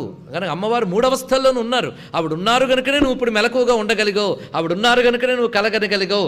ఆవిడున్నారు కనుకనే నువ్వు సుషుప్తిలో ఉండగలిగావు. అసలు ఉండగలిగావు. మెలకువలో, సుషుప్తిలో, స్వప్నంలో తీసేసి ఉండగలిగేవన్నమాట కదా. ఉన్నది. ఆ ఉన్నది అనేది ఏదైతే తెలుసుకున్నావో అది 3ఇంట్లో ఉన్నది, 3ఇంటికి అతీతముగా ఉన్నది. అది తెలుసుకుంటే 3ఇంటి తీసేయక్కర్లే, 3ఇంట్లో అదే ఉందని తెలుసుకోవాలి. అది సర్వమున్నతని దివ్య కళామయమంచు విష్ణునందుల్లము చేర్చి. మొత్తానికి మన దృష్టిలో నారాయణ భజన చేసుకునేవాడు కాదు ప్రహ్లాదుడు, వాడు ఇత్యాంతి జ్ఞానే. ఇది తెలుసుకోండి. ఇక్కడ భక్తి అంటే ఏమనుకున్నారు? ఇదే. అందుకే ఆ స్థితికి వెళ్ళిన వాడికి అంతా అదే కనబడుతుంది. త్వయిమయి చాన్యత్రైకో విష్ణు. 5 గదుల్లో ఒకే వెలుగు, గదికో వెలుగు కాదు. అది తెలుసుకున్నాడు కనుక ఇక్కడ పంచప్రేతాసనాశీన పంచబ్రహ్మస్వరూపిణి చిన్మయీ పరమానంద విజ్ఞాన ఘనరూపిణి ధ్యానధ్యాతృధ్యేయ రూపా ధర్మ వివర్జిత. అది తెలుసుకోవడానికి నీ అవస్థల్ని పరిశీలన చేయి. ఇదంతా విచారణ అండి. ఇదంతా విచారణే. ప్రవచన రూపంలో చెప్తున్నదంతా శ్రవణం. ఇది మీరు తెలుసుకుంటే మననం అంతే. కనుకనే ఉపనిషత్తులు బాగా చదివేశాక పక్కన పెట్టేసి లలితా శాస్త్రం చదువుకుంటే అదే మననం అయిపోతుందండి. ఉపనిషత్తులు చదివేక అని చెప్పాం, అప్పుడు అర్థమవుతుంది, లేకపోతే అర్థం కాదు అది. అందుకే ఇక్కడ మనకు చూపిస్తున్నది ఏమిటి? సర్వావస్థ వివర్జిత అటువంటి స్వరూపము. ఆ తల్లి 3 అవస్థల్లో ప్రకాశిస్తున్నది కనుక నేను మెలకువగా ఉన్నప్పుడు నాలో ఆ తల్లే ఉంది, స్వప్నావస్థలో ఉన్నప్పుడు అమ్మే ఉన్నది. అయితే నేను అవస్థలతో కలిపేయడం వల్ల ఆవిడని తెలుసుకోలేకపోతున్నాను. అవస్థాతీతంగా చూసే ప్రయత్నం చేస్తే తుర్యా సర్వావస్థ వివర్జిత. తురీయా కాపిత్వం దురధిగమ నిశ్చీమ మహిమా మహామాయా విశ్వం భ్రమయసి పరబ్రహ్మ మహిషి అన్నారు ఎవరు? ఎక్కడ? చాలా సంతోషం తల్లి. అక్కడ చెప్తున్నారు తురీయా కాపిత్వం. కనుక ఈ 3 అవస్థలు స్థూల సూక్ష్మ కారణ శరీరాల వల్ల వస్తున్నాయి. కనుక స్థూల సూక్ష్మ కారణ, జాగ్రత్త స్వప్న సుషుప్తి ఇవన్నీ 3 ఈ 3 ఉంటూనే 3కి అతీతంగా ఉన్నది. కనుక 3కి అతీతంగా ఉన్నదాన్ని 3 ఉండగానే నువ్వు పట్టుకోగలగాలి. కనుక 3 ఉంది కనుక త్రిపుర, 3కి అతీతంగాను ఉంది కనుక మహా, 3కి ఇదే వెలుగునిచ్చే అందంగా ఉంది కనుక మహా త్రిపుర సుందరి. ఇది తెలుసుకోండి. ఇక్కడ అయిపోయింది మొత్తం. అక్కడ ఉంది మహా త్రిపుర సుందరి తత్వం. అందుకే అక్కడ చెప్పిన మహాత్రిపుర సుందరం అర్థమయ్యేలా ఇక్కడ దాకా చూపిస్తున్నాడు. ఈ వివేచనే మొత్తం శ్రీ విద్యలో మనకు గోచరిస్తున్నది. అందుకు తుర్యా సర్వావస్థ వివర్జిత. ఇప్పటి వరకు మనం అవస్థలు పడేనా తెలుసుకున్నాం. బ్రహ్మతత్వమే అమ్మవారు. కనుక అమ్మవారు శుద్ధ బ్రహ్మస్వరూపిణి. త్రిగుణాలకి, త్రిలోకాలకి, 3 అవస్థలకి, 3 శరీరాలకి అతీతమై వీటన్నిటికీ చైతన్యమిస్తూ ఉన్నటువంటిది కనుక ఆ త్రిపుర సుందరియే సర్వావస్థ వివర్జిత. ఇప్పుడు ఆవిడ ప్రపంచం 3తో కూడిన ప్రపంచాన్ని ఎలా నడుపుతోంది, ఎలా చూపిస్తోందో వివరిస్తున్నారు. సృష్టికర్త్రి బ్రహ్మరూప, గోప్త్రి గోవింద రూపిణి, సంహారిణి రుద్రరూప, తిరోధానకరి ఈశ్వరి, సదాశివ అనుగ్రహద, పంచకృత్యపరాయణ. ఇక్కడ వరకు ఒక సెట్. దేనికి ఇక్కడ సెట్ చేస్తున్నాం మనం. ఆ గుంపు అలా తెచ్చుకోవాలి మనం. అందుకు ఆ నామాలు చదవగలిగితే నామాలు కలిపి చదవాలి. చాలా వ్యాఖ్యాతలు అయితే విడివిడిగా ఒక్కొక్క నామం తీసుకుని చాలా వ్యాఖ్య చేశారు. మీరు అనుకుంటున్నారు ఇంత నేను చెప్పానని. అసలు వ్యాఖ్యానాల్లోకి వెళ్తే ఇంకా ఉంది చాలా. మనం సులభం చేసి చెప్తున్నాం, అది తెలుసుకోండి. సింప్లిఫై చేసి చెప్తున్నాం. ఈ సింప్లిఫై చేసి చెప్తున్నా తెలుసుకోలేదంటే ఇంకో దగ్గర కూడా తెలుసుకోవడం కష్టమే. సింప్లిఫై చేయడం అనేది ఇక్కడ జరుగుతుంది. దానికి కారణం గురువుల అడుగులు జాడలు, ఇంకేమీ కాదు ఇక్కడ. అందుకే ఇప్పుడు చెప్పుకున్న సృష్టికర్త్రి బ్రహ్మరూపా నుంచి జాగ్రత్తగా మనం చూస్తే ఇదంతా ఒక సెట్. దీని సృష్టికర్త్రిని బయటకు లాగి సృష్టిని అంతటే చేయున్నది. సృష్టి అంటే ఎన్ని విధములు అంటే అని రాస్తే లాభం లేదండి. ఇక్కడ సృష్టికర్త్రి బ్రహ్మరూప. అమ్మవారు 5 పనులు చేస్తుంటారు ఈ ప్రపంచంలో. 5 పనులు చేస్తున్నప్పుడు ఎలా ఉన్నారు? ఇందాక మెలకువలో ఉన్నప్పుడు జాగరణి, స్వపంతి, తేజసాత్మిక ఎలా చెప్పారో ఇప్పుడు అలా చెప్పాలి. అయితే ఇక్కడ వ్యష్టిగా అంటే ఇండివిజువల్. వ్యక్తిలో చెప్పేటప్పుడు మనం ఏమని చెప్తున్నాం? విశ్వరూప, తైజస, ప్రాజ్ఞ అని చెప్తున్నాం. విరాట్గా చెప్తే అంటే సమిష్టిగా చెప్తే విరాట్గా అంతటి కలిపి చెప్తే దీనికి పేర్లు మళ్ళీ మారిపోతున్నాయి మనకి. వైశ్వానరుడు, హిరణ్య గర్భుడు, ఈశ్వరుడు అని వ్యవహారం. సుషుప్తి అవస్థలో ఈశ్వరుట. ఇది ప్రపంచపరంగా ఇప్పుడు మన వ్యక్తుల పరంగా ఇంతవరకు చెప్పుకున్నాం. ప్రపంచపరంగా కూడా సృష్టి స్థితులు ఉంటూ ఉంటాయి. లయావస్థ ఎలాంటిదంటే సుషుప్తి అవస్థ లాంటిదిట. సుషుప్తిలో ఎలాగైతే మన జ్ఞాపకాలు, మన కర్మవాసనలన్నీ లీనమై మళ్ళీ నిద్ర నుంచి రాగానే బయటకు వచ్చాయో, అదేవిధంగా ప్రళయావస్థలో పరమాత్మ యందు లీనమై మళ్ళీ బయటకు వస్తాయి. కనుక సుషుప్తి మనకి, ప్రళయం ప్రపంచానికి. అది మ్యాక్రో, ఇది మైక్రో, మళ్ళీ చెప్పుకోవడమే. అది మొత్తం కలెక్టివ్, ఇది ఇండివిజువల్. కనుక ఇదే అక్కడ చెప్పేటప్పుడు వ్యవహారం అది. కనుక ఆ సుషుప్తి అవస్థలో కేవలం ఈశ్వరుడు లయం చేస్తూ ఉంటాడు. అక్కడ లీనం చేస్తాడు. లయం అంటే లీనం. ఇదంతా లీనమై మనం నిద్రపోయామంటే లయమైపోయామా? మళ్ళీ పక్కవాళ్ళు లేపితే లేపద్దు. లీనమైపోయాం దేంట్లో? నిద్రలో. బయటది వదిలేసాం. మన ప్రవృత్తి అంతా దాని లీనమైంది. అలా ప్రపంచం లయమైపోయింది దాంట్లో. అందుకు అక్కడ వైశ్వానర, హిరణ్యగర్భ, ఈశ్వర, అతీత స్థితిలో పరబ్రహ్మ. అర్థమైంది కదా? అక్కడ అది చెప్పుకున్నాం. ఇప్పుడు సృష్టికర్త్రి బ్రహ్మరూప, గోప్త్రి గోవింద రూపిణి. ఇదే ప్రపంచ వ్యవహారంలో వివరిస్తున్నారండి. సృష్టికర్త్రి బ్రహ్మరూప. ఈ ప్రపంచాన్ని సృష్టించేటప్పుడు అమ్మవారు బ్రహ్మరూపముగా ఉండి సృష్టి చేస్తున్నారు. అంటే బ్రహ్మ ఎవరు? అమ్మవారే. అందుకే బ్రహ్మ విష్ణు మహేశ్వరుల కంటే అమ్మవారు గొప్పది అనగానే ముఖాలించి ఇట్లించక్కర్లే. బ్రహ్మరూపంలో ఉన్నది అమ్మవారే. అయితే సృష్టికర్త అయిన బ్రహ్మరూపంలో ఉంది అంటే కేవలం నువ్వు సగం మాత్రమే చూస్తున్నావు, కంప్లీట్గా చూడట్లే. అది చెప్పడం ఇక్కడ. పూర్ణత్వానికి రా. అందుకే సృష్టికర్త్రి బ్రహ్మరూప. సృష్టికర్తగా చెప్పేటప్పుడు ఆవిడెవరు? బ్రహ్మరూపిణి. సృష్టికర్త బ్రహ్మయే కదా, అందుకు బ్రహ్మరూపంతో ఉంది. గోప్త్రి గోవింద రూపిణి. గోప్త్రి, గోపనము అంటే రక్షణ, స్థితి, ఇది అర్థం. కానీ గోప్త్రి అంటే రక్షణ స్వరూపిణి, అంటే రక్షణ స్థితి, స్థితికారకుడు అని అర్థం. ఆ స్థితిలో ఏ రూపంలో ఉంది? గోవింద రూపిణి. గోవింద రూపంతో ఉంటూ గోప్త్రి. ఇదే గోపాలకుడు అన్న ఇదే అర్థం అండి. రక్షకుడు అని అర్థం. ఆవులను తోలేవాడని మాత్రమే కాదు ఇక్కడ అర్థం. కనుక ప్రపంచాన్ని రక్షించి స్థితికారకుడై ఉన్నవాడు గోవిందుడు. స్థితికారిణి శక్తి గోప్త్రి. కనుక ఆ తల్లి గోప్త్రిగా అంటే స్థితికారిణి శక్తిగా ఉన్నప్పుడు ఆ తల్లి పేరేమిటి? గోవింద రూపిణి. ఇక మూడో స్థితి ఉంది కదా, ప్రతి వాడికి తెలుసు. సృష్టి స్థితి అయిపోయిన తర్వాత ఏమిటి? సంహారం. సంహారిణి రుద్రరూప. సంహార సమయంలో ఆవిడెవరు? రుద్రరూప, రుద్ర ఆవిడ. అనగానే సంహారం అంటే ఏమిటి? నాశనం కదా? కాదండి. సంహారం అంటే చక్కగా కూర్చుట. అది మొత్తం సంహారం. హారం అంటే తెలుసుగా, సమ్యక్ ఆహారం సంహారం. ఆహారం, విహారం, హారం, సంహారం. ప్రపంచమంతా అయిపోయిందని మొత్తం లేకుండా పోదండి. ఇదివరకు నీ కర్మలేమిటి, నీ వాసనలేమిటి, అవి తర్వాత ఎలా అనుభవించాలి, ఇవన్నీ నీకు తెలుసా? ఊరికి చేసుకుపోవడం తప్ప మనకి ఏమీ తెలియదు. ఇదంతా కలెక్ట్ చేసే పని అయిందిట. ఇవన్నీ జాగ్రత్తగా సమకూర్చుతాడు. మన మానవులు మనం శుభ్రంగా పడుకుడిపోతాం ప్రళయంలో కూడా. మళ్ళీ ఏ శరీరంలో లేవాలి, ఏ వాసనలకి ఏ కర్మలు ఇవ్వాలి, ఫలాలు ఇవ్వాలి, ఇదంతా డిసైడ్ చేస్తూ కూర్చునే వ్యవస్థ ఉంది. అది సంహార వ్యవస్థ. అది చాలా గొప్ప పని అండి. సంహార స్థితిలో అమ్మ కనబడుతుంది మనకి. ఆడుకున్న పిల్లవాడు అలిసి అలిసి అలిసి అమ్మ అలిసిపోయినమ్మ అని ఒళ్ళో పడుకుని పోతాడు అమ్మొళ్ళు. అలాగా అలిసిపోయిన ప్రపంచం ఈశ్వరుడు ఒళ్ళో పడుకుంటుందండి. అది సంహారిణి రుద్రరూపాలు. ఇక్కడ ఆ పడుకుంటుంది అంతా మర్చిపోయి. సంహారిణి రుద్రరూప తిరోధానకరి ఈశ్వరీ. తిరోధానకరి మరుగుపరుచునది అని అర్థం. తిరోధానం చేసేటప్పుడు సృష్టి స్థితి సంహార 3 కృత్యాలు చెప్పాం. 3 కృత్యాల్లో 3 పేర్లు: బ్రహ్మరూప, గోవింద రూపిణి, రుద్రరూప. ఇప్పుడు 4వ కృత్యం తిరోధానకరి. తిరోధానం చేసింది. అప్పుడు ఆవిడ పేరేమిటి? ఈశ్వరి. పుంలింగంలో చెప్తే ఈశ్వర మహేశ్వర. కనుక తిరోధానం చేసేవాడెవడు? ఈశ్వరుడు. ఈశ్వరుడు కాదయ్యా, ఆవిడే ఈశ్వరి. ఇక 5వ కృత్యం అనుగ్రహద. అనుగ్రహద అనుగ్రహమును ఇచ్చున్నది. అప్పుడు ఎవరు? సదాశివ అనుగ్రహద. ఇప్పుడు ఎన్ని పనులయ్యే? 5 కృత్యములే చేస్తూ ఉంది ఆ శక్తి. కనుక పంచకృత్య పరాయణ. ఎంత సెట్ చూడండి, ఎంత చక్కగా ఉందో. కనుక ఇది ఒక విద్య. లలితా సహస్రం విద్య. ఏ నామానికి ఆ నామానికి ఒక మహిమిచ్చే మంత్రం మాత్రమే కాదు, విద్య. అది చూసుకుని ఆలోచన చేసుకోవాలి. కానీ సృష్టికర్త్రి, స్థితికర్త్రి, సంహారకర్త్రి, తిరోధానకర్త్రి, అనుగ్రహకర్త్రి. 5 రూపములు ఇప్పుడు పరిశీలిద్దాం. 5 ఏమిటో వివరించుకుందాం. శివతత్వంలో చెప్పుకున్నాం. అప్పటిదప్పుడే ఇప్పుడే. ఎప్పుడు వడ్డించినా పెరిగేయాల్సిన చేయమని పెరిగాయి. కానీ అప్పుడు పెరిగేసారండి అంటే ఇప్పుడు వేయడం మానేస్తామా? ఇవాళ భోజనం కూర్చున్నప్పుడు మళ్ళీ పెరిగేయాలి, తప్పదు. మరి అరగద్దు. చూడండి ఇక్కడ విషయం చూపిస్తున్నాడు. మొత్తం 5 కృత్యములు అంటే ఏమిటో బాగా అర్థం చేసుకుంటే ఇవన్నీ సింపులేనండి. ప్రపంచంలో మనం చూస్తున్నదే. బాగా గమనిద్దాం. సృష్టి స్థితి సంహారం అందరికీ తెలుసు. సంహారమైంది ఎక్కడికి పోయింది? మొత్తం పోయిందా? మళ్ళీ సృష్టి వచ్చినప్పుడు వస్తుందా లేదా? ఇవాళ రాత్రి మనం వెళ్ళి పడుకున్నాం, అసలు ఎక్కడున్నామో మర్చిపోయాం, మన శరీరాన్ని మర్చిపోయాం, ఇవాళ చేసిన పనులు మర్చిపోయాం. నిన్న సగం రాస్తూ పెట్టేసిన పేపర్ ఫైల్ కూడా అలాగే ఉండిపోయింది.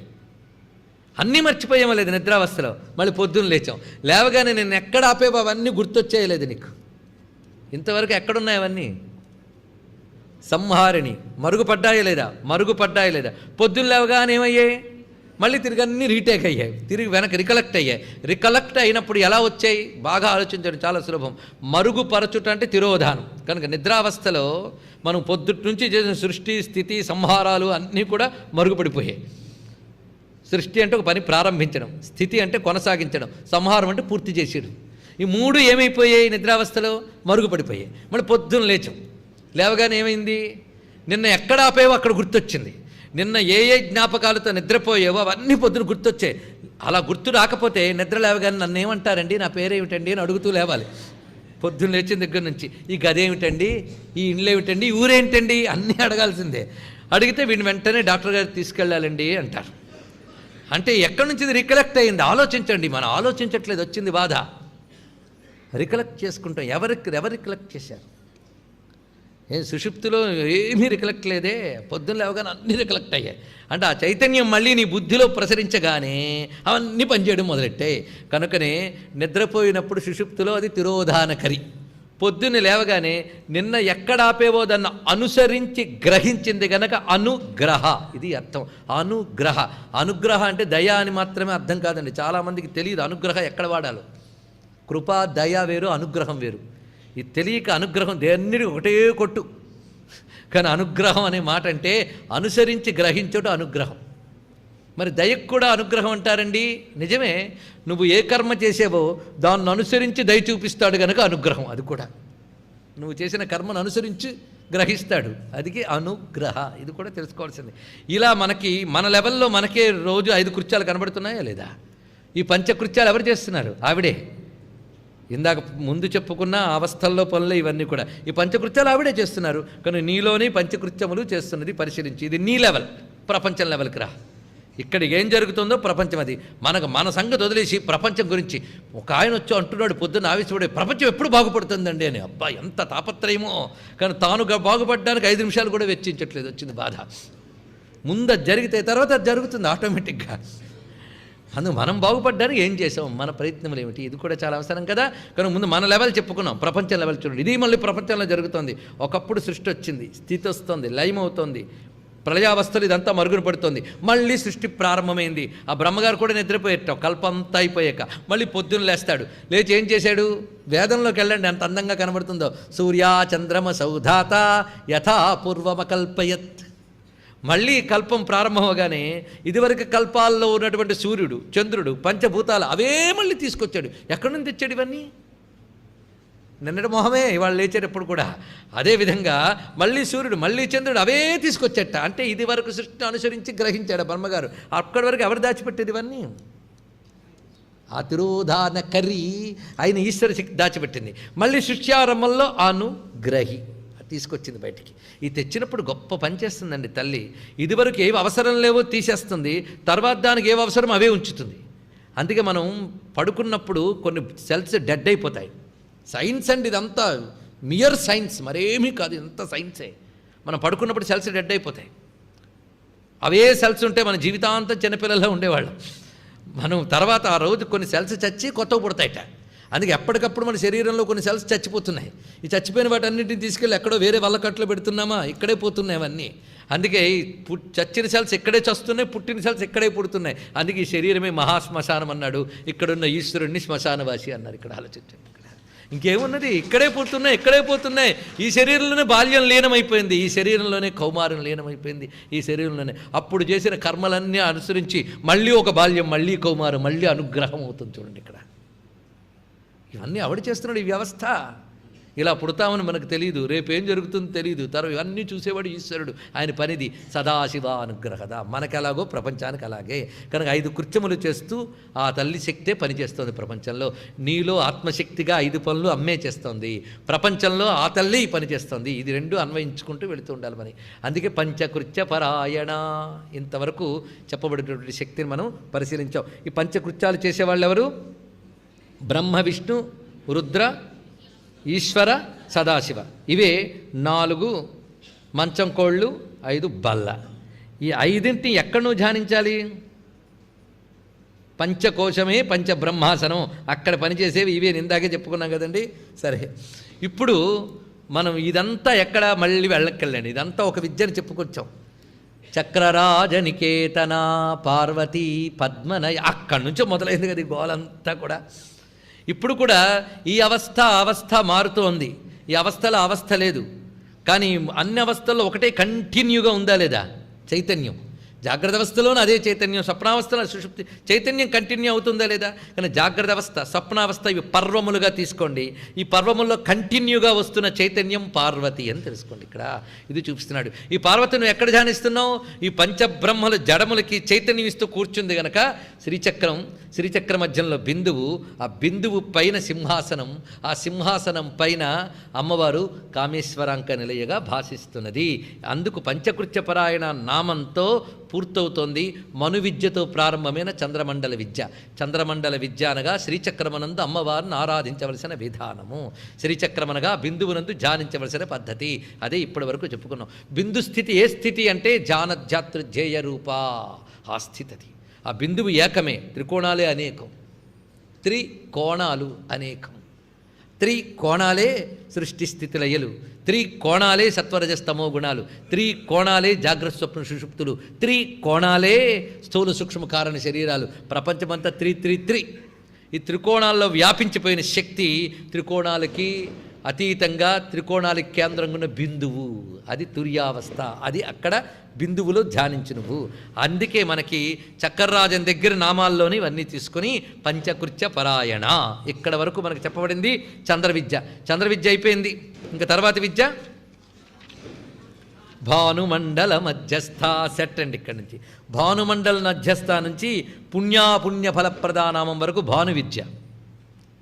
చంద్రవిద్య అంటే శ్రీచక్రంలో, కానీ చంద్రమండలం అనగా మనం చెప్పుకున్నాం చంద్రమండల మధ్యగా అక్కడ ధ్యానించు.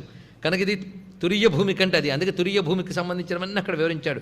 ఇప్పటి వరకు చెప్పుకున్నదంతా ఆ విశేషంగా మనం భావన చేసుకుంటూ, ఈ భావనలో 3 రకాలు చూసిన స్థూల భావన, సూక్ష్మ భావన రెండూ చేసుకున్న రూపభావన, తత్వభావన. ఇది ఇప్పుడు ఈ మొత్తంగా పంచకృత్యములకి ఇప్పుడు అర్థం తెలిసిపోయింది కదా. సృష్టి స్థితి లయలు ఇవి మరుగుపరచుడు తిరోధానం, మళ్ళీ సృష్టికి తీసుకురావటం అనుగ్రహం. ఇది ఒక అర్థం అండి. ఇప్పుడు రెండవ అర్థం ఒకటి తీసుకుందాం. ఇది చాలా శాస్త్రం చెప్తున్న అర్థం. ఇది సృష్టి స్థితి లయలు 3 అందరికీ తెలుసు. తిరోధానం అంటే అర్థం ఏంటంటే ఇందాక చెప్పినట్టు ప్రపంచమంతా బ్రహ్మమే, కానీ తెలియట్లేదు మనకి. ఎవరికైనా తెలుస్తుందా? ఇప్పుడు ఇంత చెప్పినా తెలిసిపోయిందా? కొందరికి తెలిసినట్టుంది, కొందరికి తెలియనే లేదు. తెలియదు. ఇదంతా ఎంత చెప్పినా అనుభవం వచ్చే వరకు ఇది కష్టం, మహా కష్టం ఇది. అందుకు ఎంత మనం ప్రయత్నిస్తున్నా వెనక్కి లాగబడుతున్నాం. అంతటా ఆవిడే అయినప్పటికీ అంతటా ఆవిడని మనకు అనిపించడం లేదు, కనిపించడం లేదు. ఎందువల్ల? ఈ కనిపించకుండా చేస్తున్నది ఎవరు? ఆ మరుగుపరచుట, అంతా తానే అయ్యి తెలియనివ్వకుండా చేస్తున్న మాయాశక్తియే. అంతే. ఇక్కడ ఆ మాయాశక్తిగా మరుగుపరుస్తోంది కనుక తిరోధానకరి. ఆవిడ మరుగుపరుస్తోంది. మరుగుపరచకపోతే మనకి భరించలేమండి. ఇంద్రియాల్లో కూరుకుపోయిన జీవుడికి సరి అయిన చిత్త పక్వత లేనప్పుడు పరతత్వం తెలియదు. మరుగుపరిచే ఉంచాలి అప్పుడు, లేకపోతే ప్రపంచం నడవదు. నిన్నే చెప్పుకున్నాం కదా, మాయ లేకపోతే ప్రపంచం నడవదు. అందుకు ఆవిడే తిరోధానకరి. 99.9% మందిలో తిరోధానకరియే. ఎంత వేదాంతాలు చెప్పిన వాళ్ళకైనా తిరోధానకరిగానే ఉంటుంది ఆవిడ. అదే నిన్న చెప్పుకున్నాం మహామాయ. జ్ఞానినామపి చేతాంశదేవి భగవతి హిష. వీళ్ళందరినీ కూడా కర్మపక్వత అయ్యే వరకు సంసారంలో తిప్పుతూనే ఉంటుంది. ఇది అర్థం కావడం కోసమే నేను గత ఏడాది చండీ సప్తశతి చెప్పండి గారెలు కథ చెప్పాను. ఇప్పుడు మళ్ళీ చెప్పక్కర్లేదు కదా, బాగా గుర్తు గారెలు కదా. మరి ఎందుకు అక్కర్లేదు కదా, వదిలేద్దాం. మళ్ళీ చెప్తే గారెల్లోకి వెళ్ళిపోతాం. ఎందుకు మొత్తానికి ఇప్పుడు తెలిసింది కదా, అది అయితే బాగా అర్థమవుతుంది.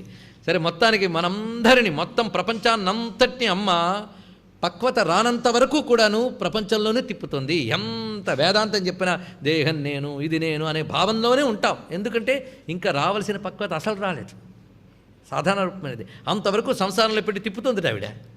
ఆ తిప్పేటప్పుడు తిరోధానకరి. ఎవడో పక్వ జీవుడు ఒకడు ఉంటాడు, వాడిని మాత్రమే తల బయటికి తీసేస్తుంది. అప్పుడు ఆవిడ అనుగ్రహద, మోక్షమునిచ్చున్నది అన్నాడు. ఇక్కడ ఈ 5ంటిని కలుపుతూ ఒక మంచి శ్లోకం ఇచ్చిందండి మనకు శాస్త్రం. చూడండి. సా విశ్వం కురుతే కామం సా పాలయతి పాలితం కల్పాంతే సంహరత్యేవ త్రిరూపా విశ్వమోహిని. ఈ 3 పనులు అర్థమైపోయింది కదా. ఇది విశ్వం కురుతే, విశ్వాన్ని చేస్తోంది. పాలయతి, సంహరతి, 3. తయాయుక్త సృజేత్ బ్రహ్మ, ఆ 3 చేసేటప్పుడు బ్రహ్మ విష్ణుపాతి త్వయాన్విత రుద్ర సంహరతే కామం తయా సమ్మిళితో జగత్. ఆ శక్తితో కలిసినప్పుడే బ్రహ్మ సృష్టి చేస్తున్నాడు, విష్ణువు స్థితి చేస్తున్నాడు, రుద్రుడు సంహారం చేస్తున్నాడు. 3 చెప్పారు కదా. చాలామంది 3 వరకే ఆగుతారండి. సూక్ష్మ వివేచనకి వెళ్తేనే పంచకృత్యాలు తెలుస్తాయి.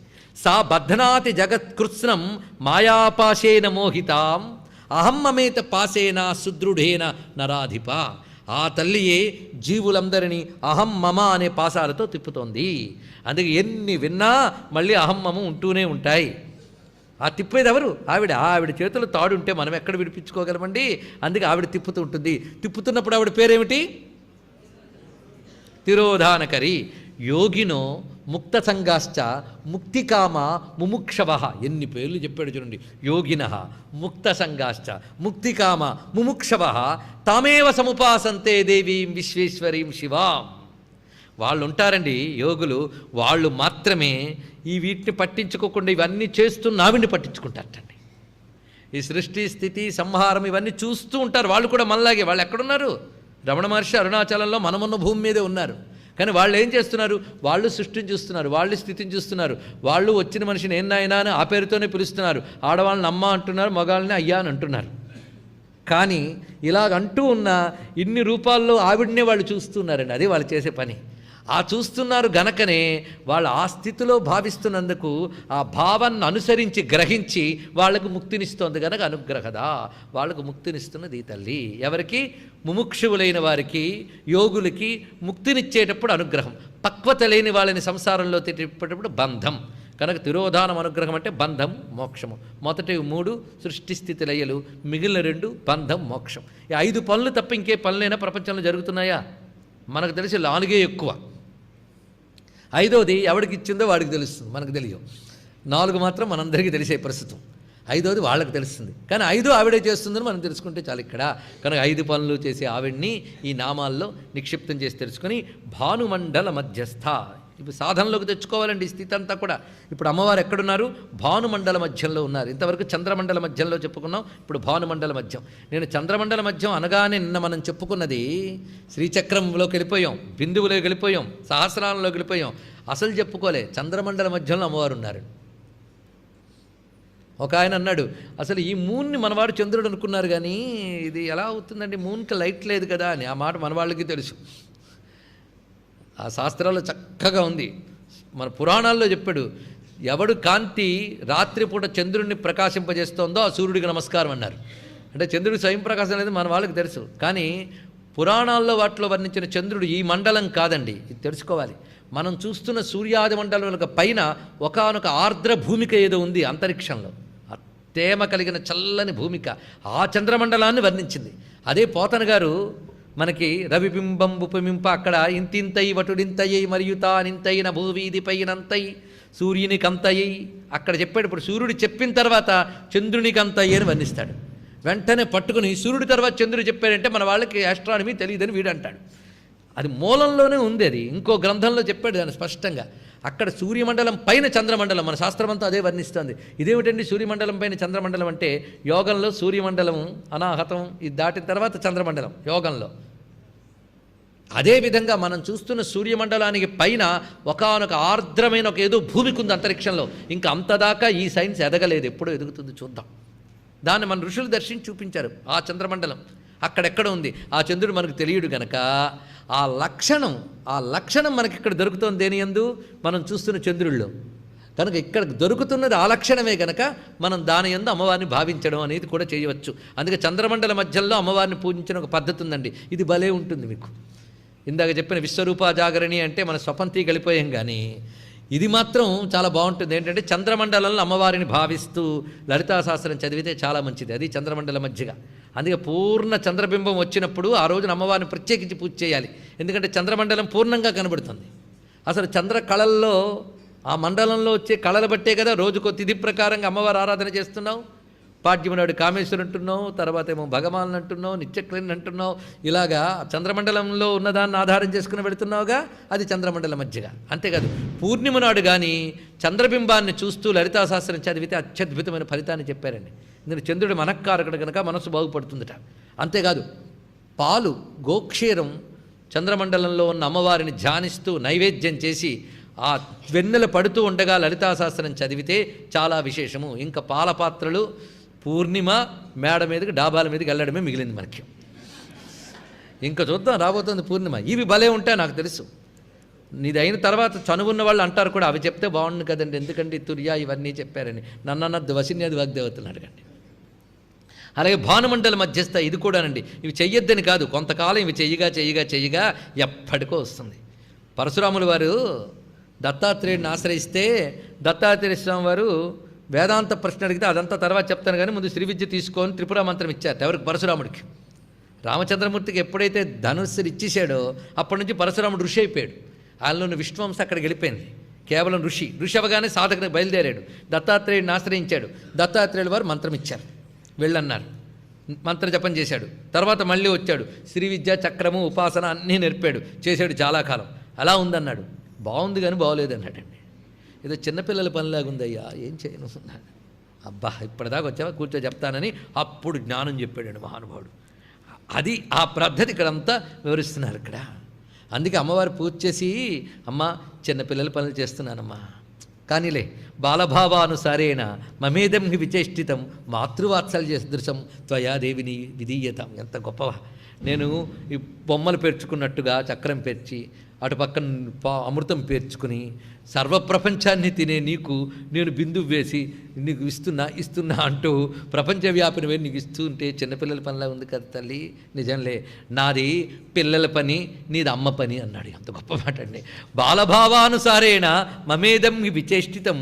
చిన్నపిల్లల్లాగా నేను చేస్తున్న ఈ చేష్టను చూసి ఓ తల్లి మాతృవాత్సల్య సదృశంతో యాది విధీయత, తీసుకో తల్లి అన్నాడు. ఈ మాట అంటే ఎంత గొప్పదండి. ఒకసారి పాపం ఒక తల్లి ఒక పిల్లాడిని హాస్టల్లో పెట్టి వెళ్ళిపోయిందండి, చదువుకోరా నాన్న అని. ఇంకా తల్లి మీద బెంగపడిపోయాడు పిల్లాడు.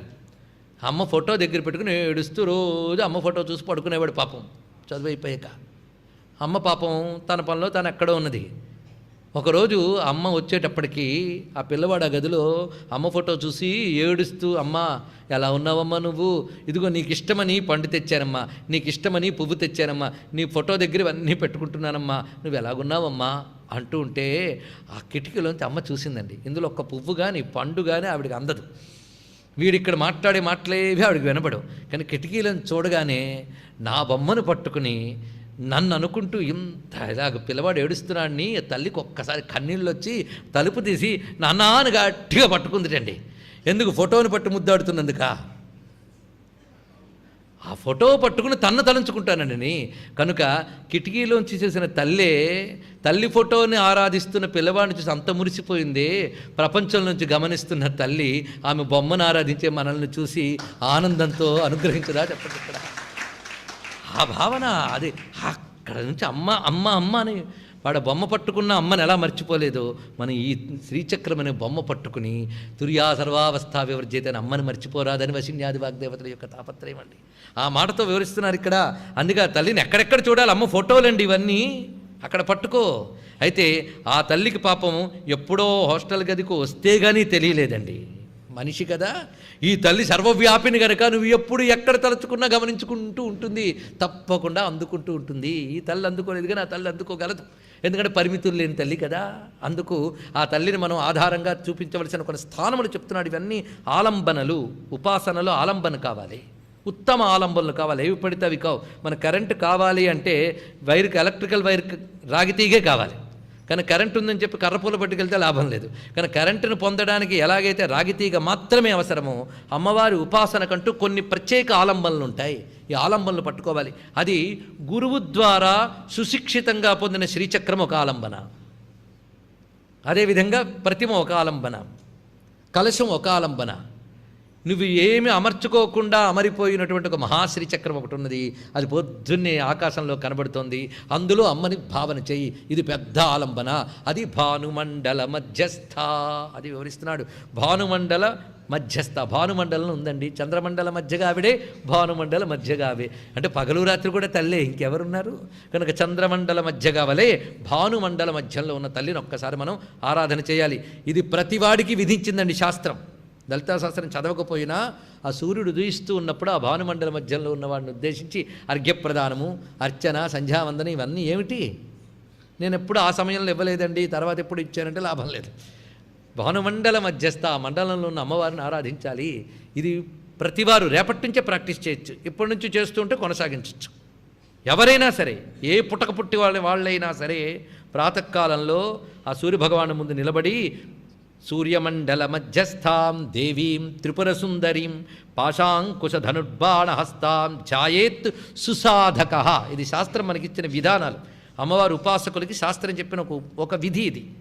అందుకు ఇవన్నీ కలిపి చేయాలండి, కేవలం ఒక్కటి కాదు. అందుకే సూర్యమండల మధ్యస్థాం దేవీం త్రిపురసుందరీం పాశాంకుశ ధనుర్బాణహస్తాం ధ్యాయేత్ సుసాధక. మంచి సాధకుడు పొద్దుటి పూట సూర్యమండలంలో చూస్తూ ధ్యానం చేయమని చెప్పారు.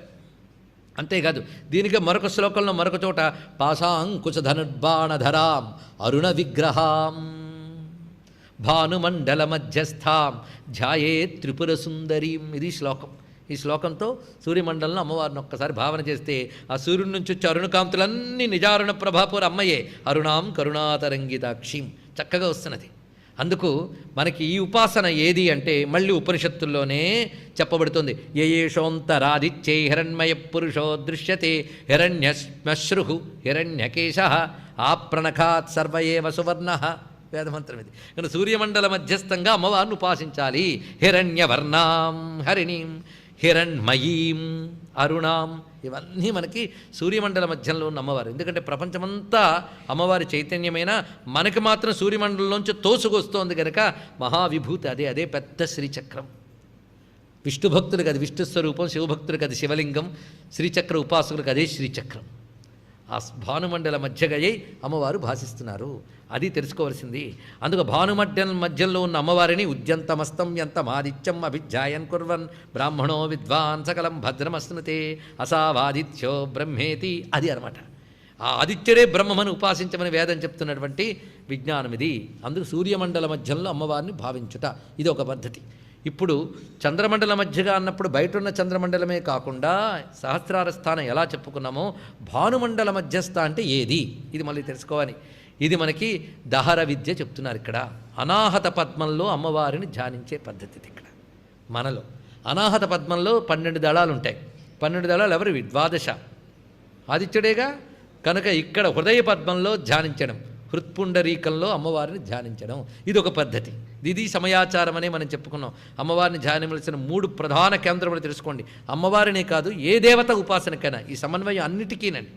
అందుకే ఏ దేవతా భక్తులైనా లలితా సహస్రం వింటే ఈ మార్గంలో వారి దేవతను వారు ఉపాసించుకోవచ్చు.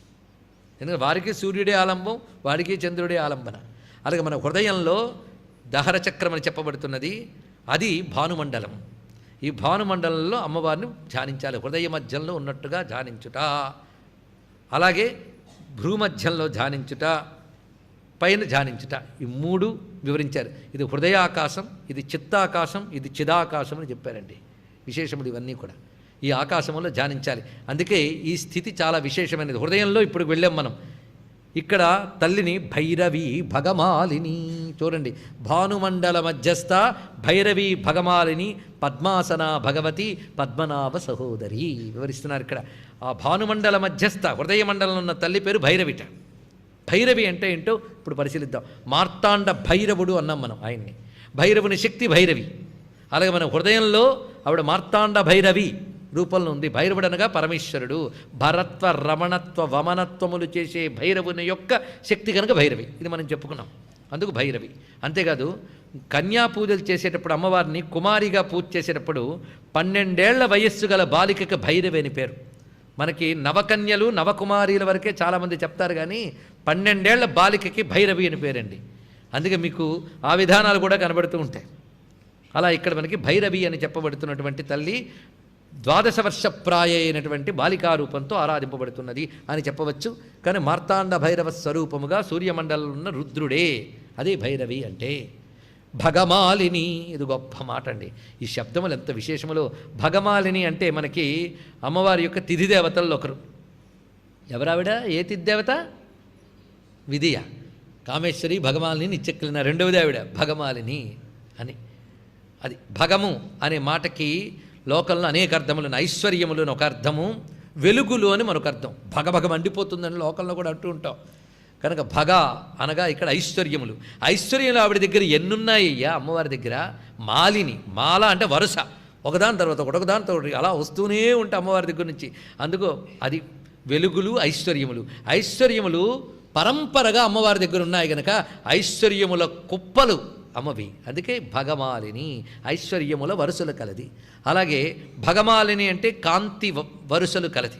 సూర్యుడున్నాడు అని చుట్టూ కిరణాలు ఉన్నాయి, అందుకని కిరణమాలి అని పేరు సూర్యుడికి. తెలుసు కదా, కిరణమాలి. ఆ కిరణములన్నీ మాలాకారంలో ఉంటాయి. మాల అంటే కంటిన్యూటీకి చెప్పడం కోసమే మాల. అది ఎప్పుడూ ఉంటుంది, కంటిన్యూగా ఉంటుంది దానికోసం మాల. కానీ సూర్యుడికి కిరణమాల, అది చుట్టూ కిరణాలు మాలలాగే ఉంటాయి చూడండి ఇక్కడ, అలా ప్రకాశిస్తూ ఉంటుంది. అందుకే రామచంద్రమూర్తి అరణ్యకాండలో మాట అనుకుంటాడు, ఆహా సూర్యుడు ఎంత అందంగా ఉన్నాడు, ఆయన కోసం నాకు అరణ్యంలో దొరికే ఎర్ర పువ్వులు పసుపు పువ్వులు కలిసి మాల కట్టి కొండలన్నీ ఎక్కి సూర్యుడు మెళ్ళో వేయాలని ఉందయ్యా అంటట రామచంద్రమూర్తి. రామచంద్రమూర్తికి సూర్యుడు అంటే మహాప్రేమ అండి. అది చెప్పాలంటే మళ్ళీ ఆదిత్య ఉదయం అయిపోతుందని నా భయం, అంత ఉంది. మొత్తానికి ఆదిత్య మండలంలో అమ్మవారిని ధ్యానించేటప్పుడు ఆ కాంతి మాలికలు అదంతా కూడా. అందుకు భగమాలిని కాంతి మాలికలుగా ఉన్న తల్లి కనుక ఇక్కడ తిథినిత్యాదేవతల్లో ఒకటి చెప్పుకుంటున్నాం, ఈ విషయాన్ని వివరిస్తున్నాం. ఇక్కడ మరొక అందమైన విషయం ఏమిటి అంటే మొత్తం ఆదిత్యులు 12 మంది. వాళ్ళెవరు అంటే ఇంద్రుడు, ధాత, పర్జన్యుడు, త్వష్ట, పూష, అర్యముడు, భగుడు, వివస్వతుడు, విష్ణువు, అంశుమంతుడు, వరుణుడు, మిత్రుడు. ఇవి ద్వాదశాదిత్యుల పేర్లు. వీటికి కొన్ని పాఠాంతరాలు ఉంటాయి. కానీ ఇందులో మనకు భగుడు అనేవాడు వచ్చాడు చూడండి. మాల అంటే ఏం చెప్పాము? వరుస, ఒకదాని తర్వాత ఒకటి ఉంటే వరుస. వీళ్ళు అందరూ కూడా ఒక్కొక్క నెలకు ఒక్కొక్కరు అధిదేవతలు. అలాగే సంవత్సర కాలంలో 12 నెలలు గనక ద్వాదశ ఆదిత్యులు అయినప్పుడు వరుసగా వచ్చాయి లేదా ఇవన్నీ. అప్పుడు ఏమైంది? మాల అయింది కదా. మాల అయినప్పుడు ఒకరిని ప్రధానంగా పెట్టుకుని వాడిని ఫాలో అవుతున్న వాళ్ళందరినీ చెప్పాలి. అందుకే ద్వాదశాదిత్యుల్లో కూడా భగ, ఆ భగుడితో ప్రారంభమైన వరుస గనక భగమాల అనగా ద్వాదశాదిత్యులు. భగుడితో మొదలుపెట్టిన 12 ఆదిత్యులు. ఈ 12 ఆదిత్యులు ఎవరి యొక్క రూపమో ఆ తల్లి భగమాలిని. ఇప్పుడు ఈ అర్థాన్ని తీసుకోండి. ఇక్కడ ఇప్పుడు ఎన్ని అర్థాలు వచ్చాయో కనుక భగమాలిని. ఇప్పుడు ఆవిడ పద్మాసన, అమ్మవారు పద్మాసన. ఎలా భావించాలో చూడండి. ఇక్కడ హృదయంలో భావించినప్పుడు పద్మాసనం వేసి కూర్చున్నట్టు చూడాలండి. ఈ ఆసనం అమ్మవారు కాంచీపురంలో కామాక్షిదేవి వేసుకుంది. ఇది త్రిపుర సుందరి యొక్క అద్భుతమైన స్వరూపం. ఇది ఆ వేసుకున్న పాదంలో మీరు గమనించినట్లయితే చాలా విశేషంగా కనిపిస్తుంది. ఆ పాదం 2 పాదాలు చూపిస్తుందండి అమ్మ.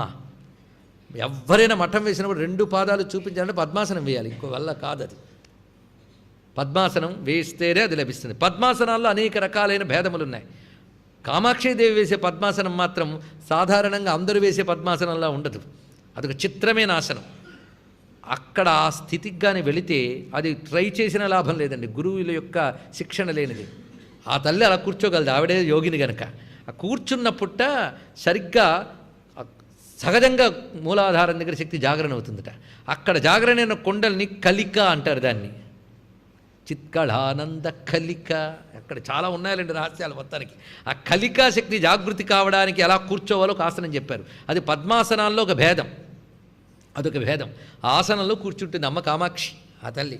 అందుకే పద్మాసన.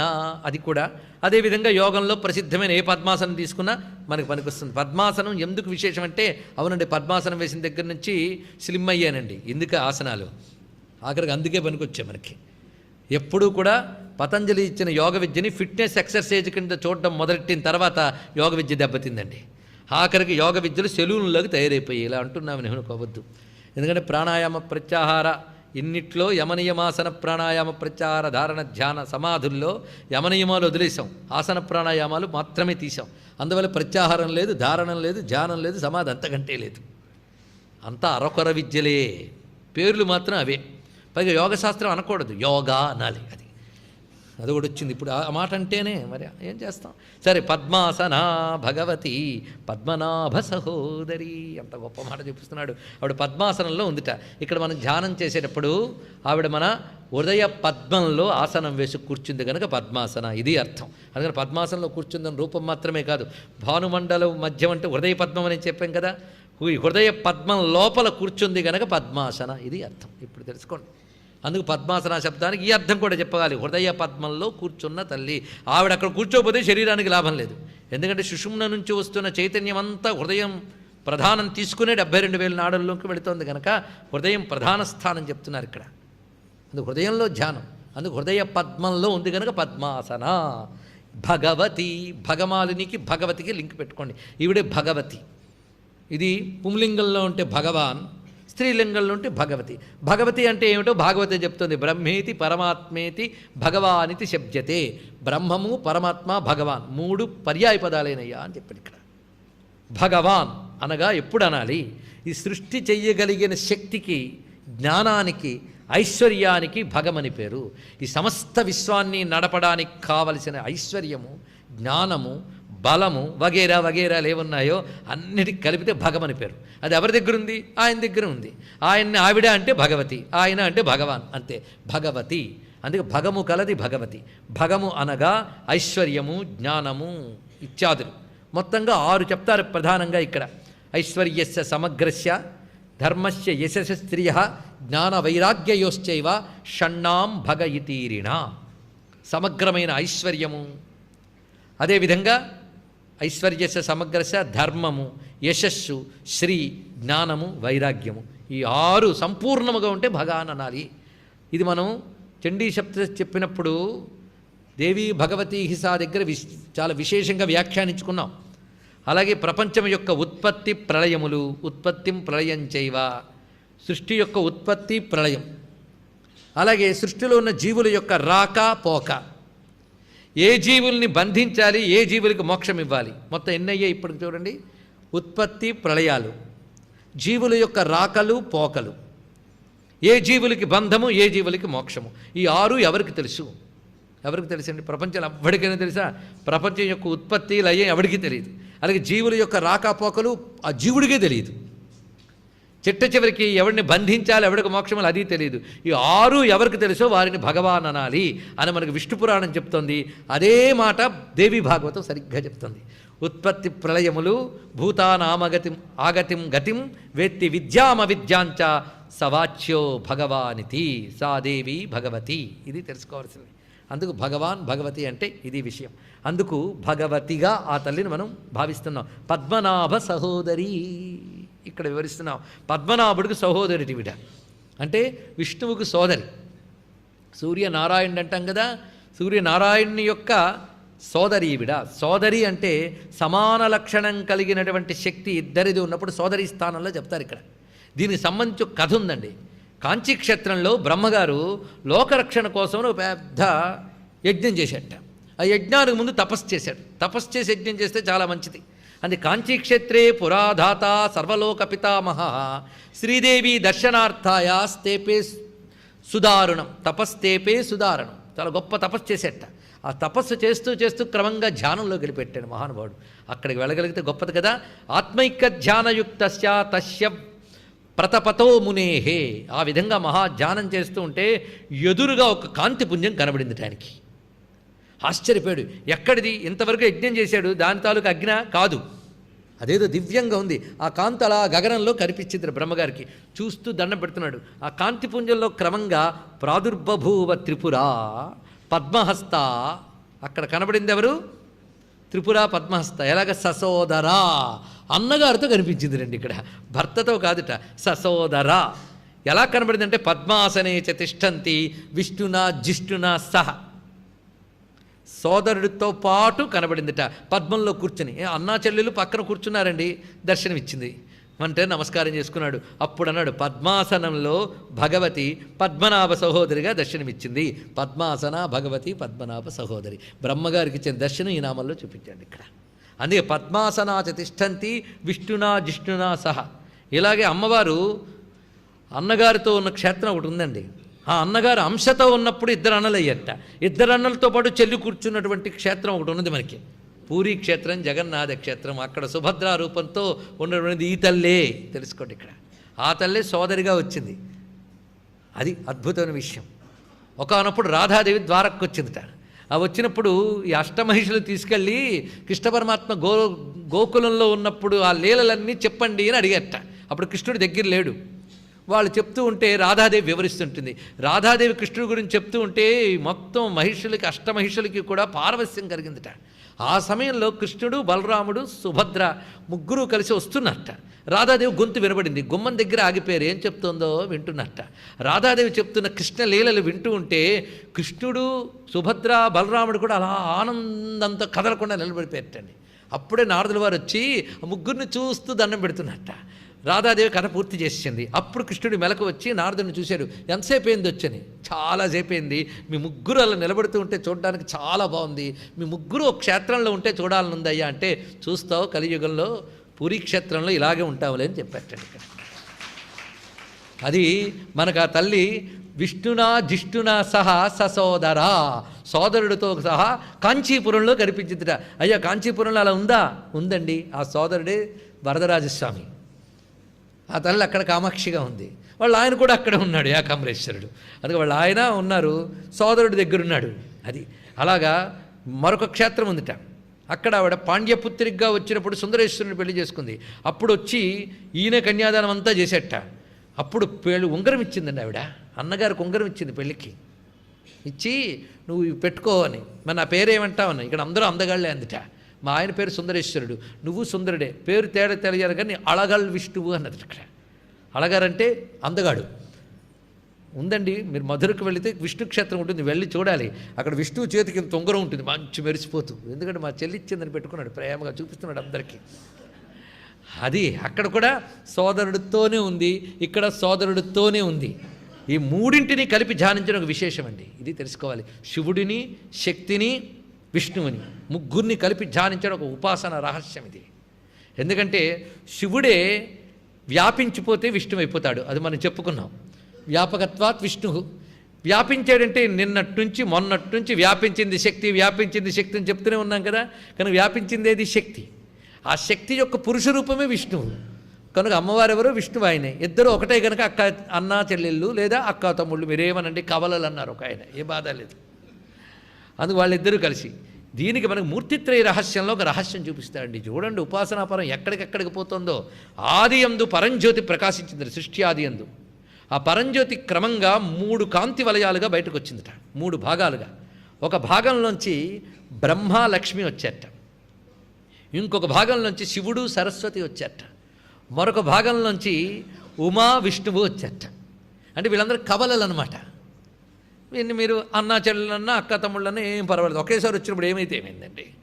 కనుక బ్రహ్మ విష్ణువులిద్దరూ, బ్రహ్మ లక్ష్మి ఇద్దరు సోదరీ సోదరులు, సరస్వతి శివుడు సోదరీ సోదరులు. అందుకే సరస్వతి నామాల్లో శివానుజా ఏ నమః అని ఒకటి ఉంటుంది, ఎప్పుడైనా చూడండి.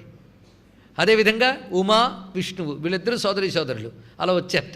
సోదరీ సోదరులు అనగా ఏకలక్షణం కలవారు అని చెప్పడం. ఇప్పుడు ఏం చేయిందని వినిమయం చేసేట. బ్రహ్మగారు తన సోదరుని విష్ణువుకి ఇచ్చారట, విష్ణువు గారు తన సోదరుని శివుడికి ఇచ్చారు, శివుడు గారు తన సోదరుని బ్రహ్మగారికి ఇచ్చారట. ఇలా చక్కగా వినిమయమైంది. దీని అర్థం ఎంత గొప్పగా ఉందండి. అందుకు సృష్టితో పాటు వచ్చిన సంపదని ఎవడైతే స్థితి చేస్తాడో వాడికి ఇస్తే చక్కగా వినియోగిస్తాడు, అందుకే సంపదనిచ్చాడు. చూడండి ఎంత అందంగా ఉందో. అందుకే బ్రహ్మగారు సంపదనిచ్చాడు అంటే ఆ సంపదని జాగ్రత్తగా వినియోగించాడు, స్థితికారకుడు పని. అంత చక్కగా చెప్పాడు. ఏ టైం చూసి మొత్తం తీసేయాలనేది స్థితికారకుడే చూసుకుంటాడు. అందుకే నా స్థితికి కూర్చోగానే నేను లయం చేస్తాను, నేను వస్తూ ఉంటే పని జరుగుతుందా అంటే ఇక్కడ. అందుకే స్థితికారకుడికి ఆయన నుంచి వచ్చిన శక్తి లయకారుడి పక్కనుంటే అబ్జర్వ్ చేసుకుంటూ జాగ్రత్తగా వెళుతుంది, కానీ అక్కడ ఇచ్చాడు. ఈ లయంకి జ్ఞానం చాలా ప్రధానం కదా, జ్ఞానము లయ రెండు ఒకటే. అందుకే జ్ఞానస్వరూపుడైన ఆవిడ్ని అందుకే సృష్టి చేసేటప్పుడు అయ్యో లయమైపోతుంది అని అజ్ఞానం ఉండరాదు, జ్ఞానం పక్కన ఉండాలి. అందుకే లయకారకుడు జ్ఞానమే సృష్టికర్తకి భార్య అయింది. ఇది ఒకదానికి అన్వయం. వ్యాఖ్యానిస్తే ఎన్నుంటాయో మన గ్రంథాల్లో పరిశీలిస్తే మొత్తానికి. అందుకే అక్కడ కూడా పద్మనాభ సహోదరి మూర్తిత్రయ రహస్యంలో సప్తశతి అయిన తర్వాత షడంగ సప్తశతి పారాయణలో ఏది చేసినా చేయకపోయినా ఇవి ప్రధానం కదా. అర్గళ కీలకం హృదయం ముందు చేసుకున్నాక అర్గళ కీలకం కవచం, ఆ 3 అయిన తర్వాత సప్తశతి, తర్వాత మూర్తిత్రయ రహస్యం, వైకృతిక రహస్యం, రూప రహస్యం వస్తాయి మనకి. అందులో ఇవన్నీ వివరిస్తున్నారు మనకి. అందుకు ఇప్పుడు అద్భుతమైన ఆ తత్వం తెలుసుకుంటే పద్మనాభ సహోదరి అనే నామం వరకు వచ్చాం. ఉన్మేష నిమిషోత్పన్న విపన్న భువనావళి, ఇది మనం మొదటి నుండి చెప్తూనే ఉన్నాం. ఉన్మేష నిమిష. ఉన్మేషం అంటే తెరచుట, నిమేషం అంటే ముయ్యుట. తెరచుట ముయ్యట ఈ రెండిట్లోనే మొత్తం చేస్తుంది. తెరచడంలో ఉత్పన్నం, ముయ్యడంలో విపన్నం, మధ్యలో స్థితి అంతే. కనుక కళ్ళు తెరిచి కళ్ళు ముయ్యడంలోనూ సృష్టిస్తులన్నీ చేస్తుంది. కళ్ళు తెరిచి కళ్ళు మూయడం కష్టమా అండి? ఏ పని చేసినా మాంతం కానీ ఇది మాత్రం చేస్తూనే ఉంటాం. కళ్ళు మూసి తెరవడం మనకంత సులభమో సృష్టి స్థితిలో అమ్మకు అంత సులభం. అది చెప్పడం ఇక్కడ ఉన్నట్టు విషయం. అంత సులభంగా చేస్తుంది ఇక్కడి కూడా. ఇది చూపిస్తూ ఉంటే మనకి సరిగ్గా అమ్మవారి యొక్క ఆ స్థితిని ఇదే మనం ఒకరోజు చక్కగా వివరించుకున్నాం. కనురెప్ప వెయ్యకుండా అమ్మవారు చూస్తున్నారు ఎందుకయ్యా అంటే శంకరులతో చెప్పింది కదా ఆ విషయం. అందుకే భగవంతుని ధ్యానించేటప్పుడు రెప్పలు లేకుండా ఉన్నవాడిని ధ్యానించాలి, అప్పుడు స్థితి హాయిగా ఉంటుందిట. పైగా కంటి మీద రెప్ప పడకుండా కాపలా కాస్తున్నాడండి అని అంటూ ఉంటాం లోకంలో వ్యవహారంలో. అదంతా అతిశయోక్తులే, కానీ నిజంగా అమ్మవారు మాత్రం కంటికి రెప్ప వేయకుండా అలా చూస్తూ ఉన్నట్టండి. పద్మనాభ సహోదరి అనగానే మనం అప్పుడే జగన్నాథ క్షేత్రానికి వెళ్ళిపోయాం. అక్కడ ఆయన కూడా రెప్ప వేయకుండా చూస్తూ ఉంటాడు. అందుకే ఎందుకైనా మంచిదని రెప్పలే తీసాడు ఆయన. జగన్నాథ స్వామికి రెప్పలు ఉండవు, కంటి రెప్పలు. ఒరియా వాళ్ళు చెప్తారు ఆయనకి ఇలాగే, పాపం రెప్పలు కూడా లేకుండా ప్రపంచాన్ని చూస్తున్నావా స్వామి అని. రెప్పలు వేయకుండా ప్రపంచాన్ని చూస్తూ ఉంటాడు ఆయన రెప్ప వేసినట్టు స్థితి ఉండదు. అందుకే వేసేస్తాను పొరపాటున రెప్పే లేకుండా ఉన్నాడు మహాత్ముడు. దానికి తోడు మరో ప్రత్యేకత ఏంటంటే గుండ్రంగా ఉంటాయి నేత్రములు. అందుకే చొక్కో అక్కి అంటారు ఒరియా వాళ్ళు. చక్రనేత్రుడు ఆయన. చక్రనయనుడు ఎంత బాగుందండి. చక్రనేత్రుడు అంటే అర్థం ఏంటి? గుండ్రపుడు కళ్ళు అంటే అనంత దృష్టి. గుండ్రపుడు సూర్యుడు, గుండ్రపుడు చంద్రుడు, ఆ రెండే నయనములుగా పెట్టుకుని కూర్చున్నాడు ఆయన ఇక్కడ. ఎంత అందంగా ఉన్నదో.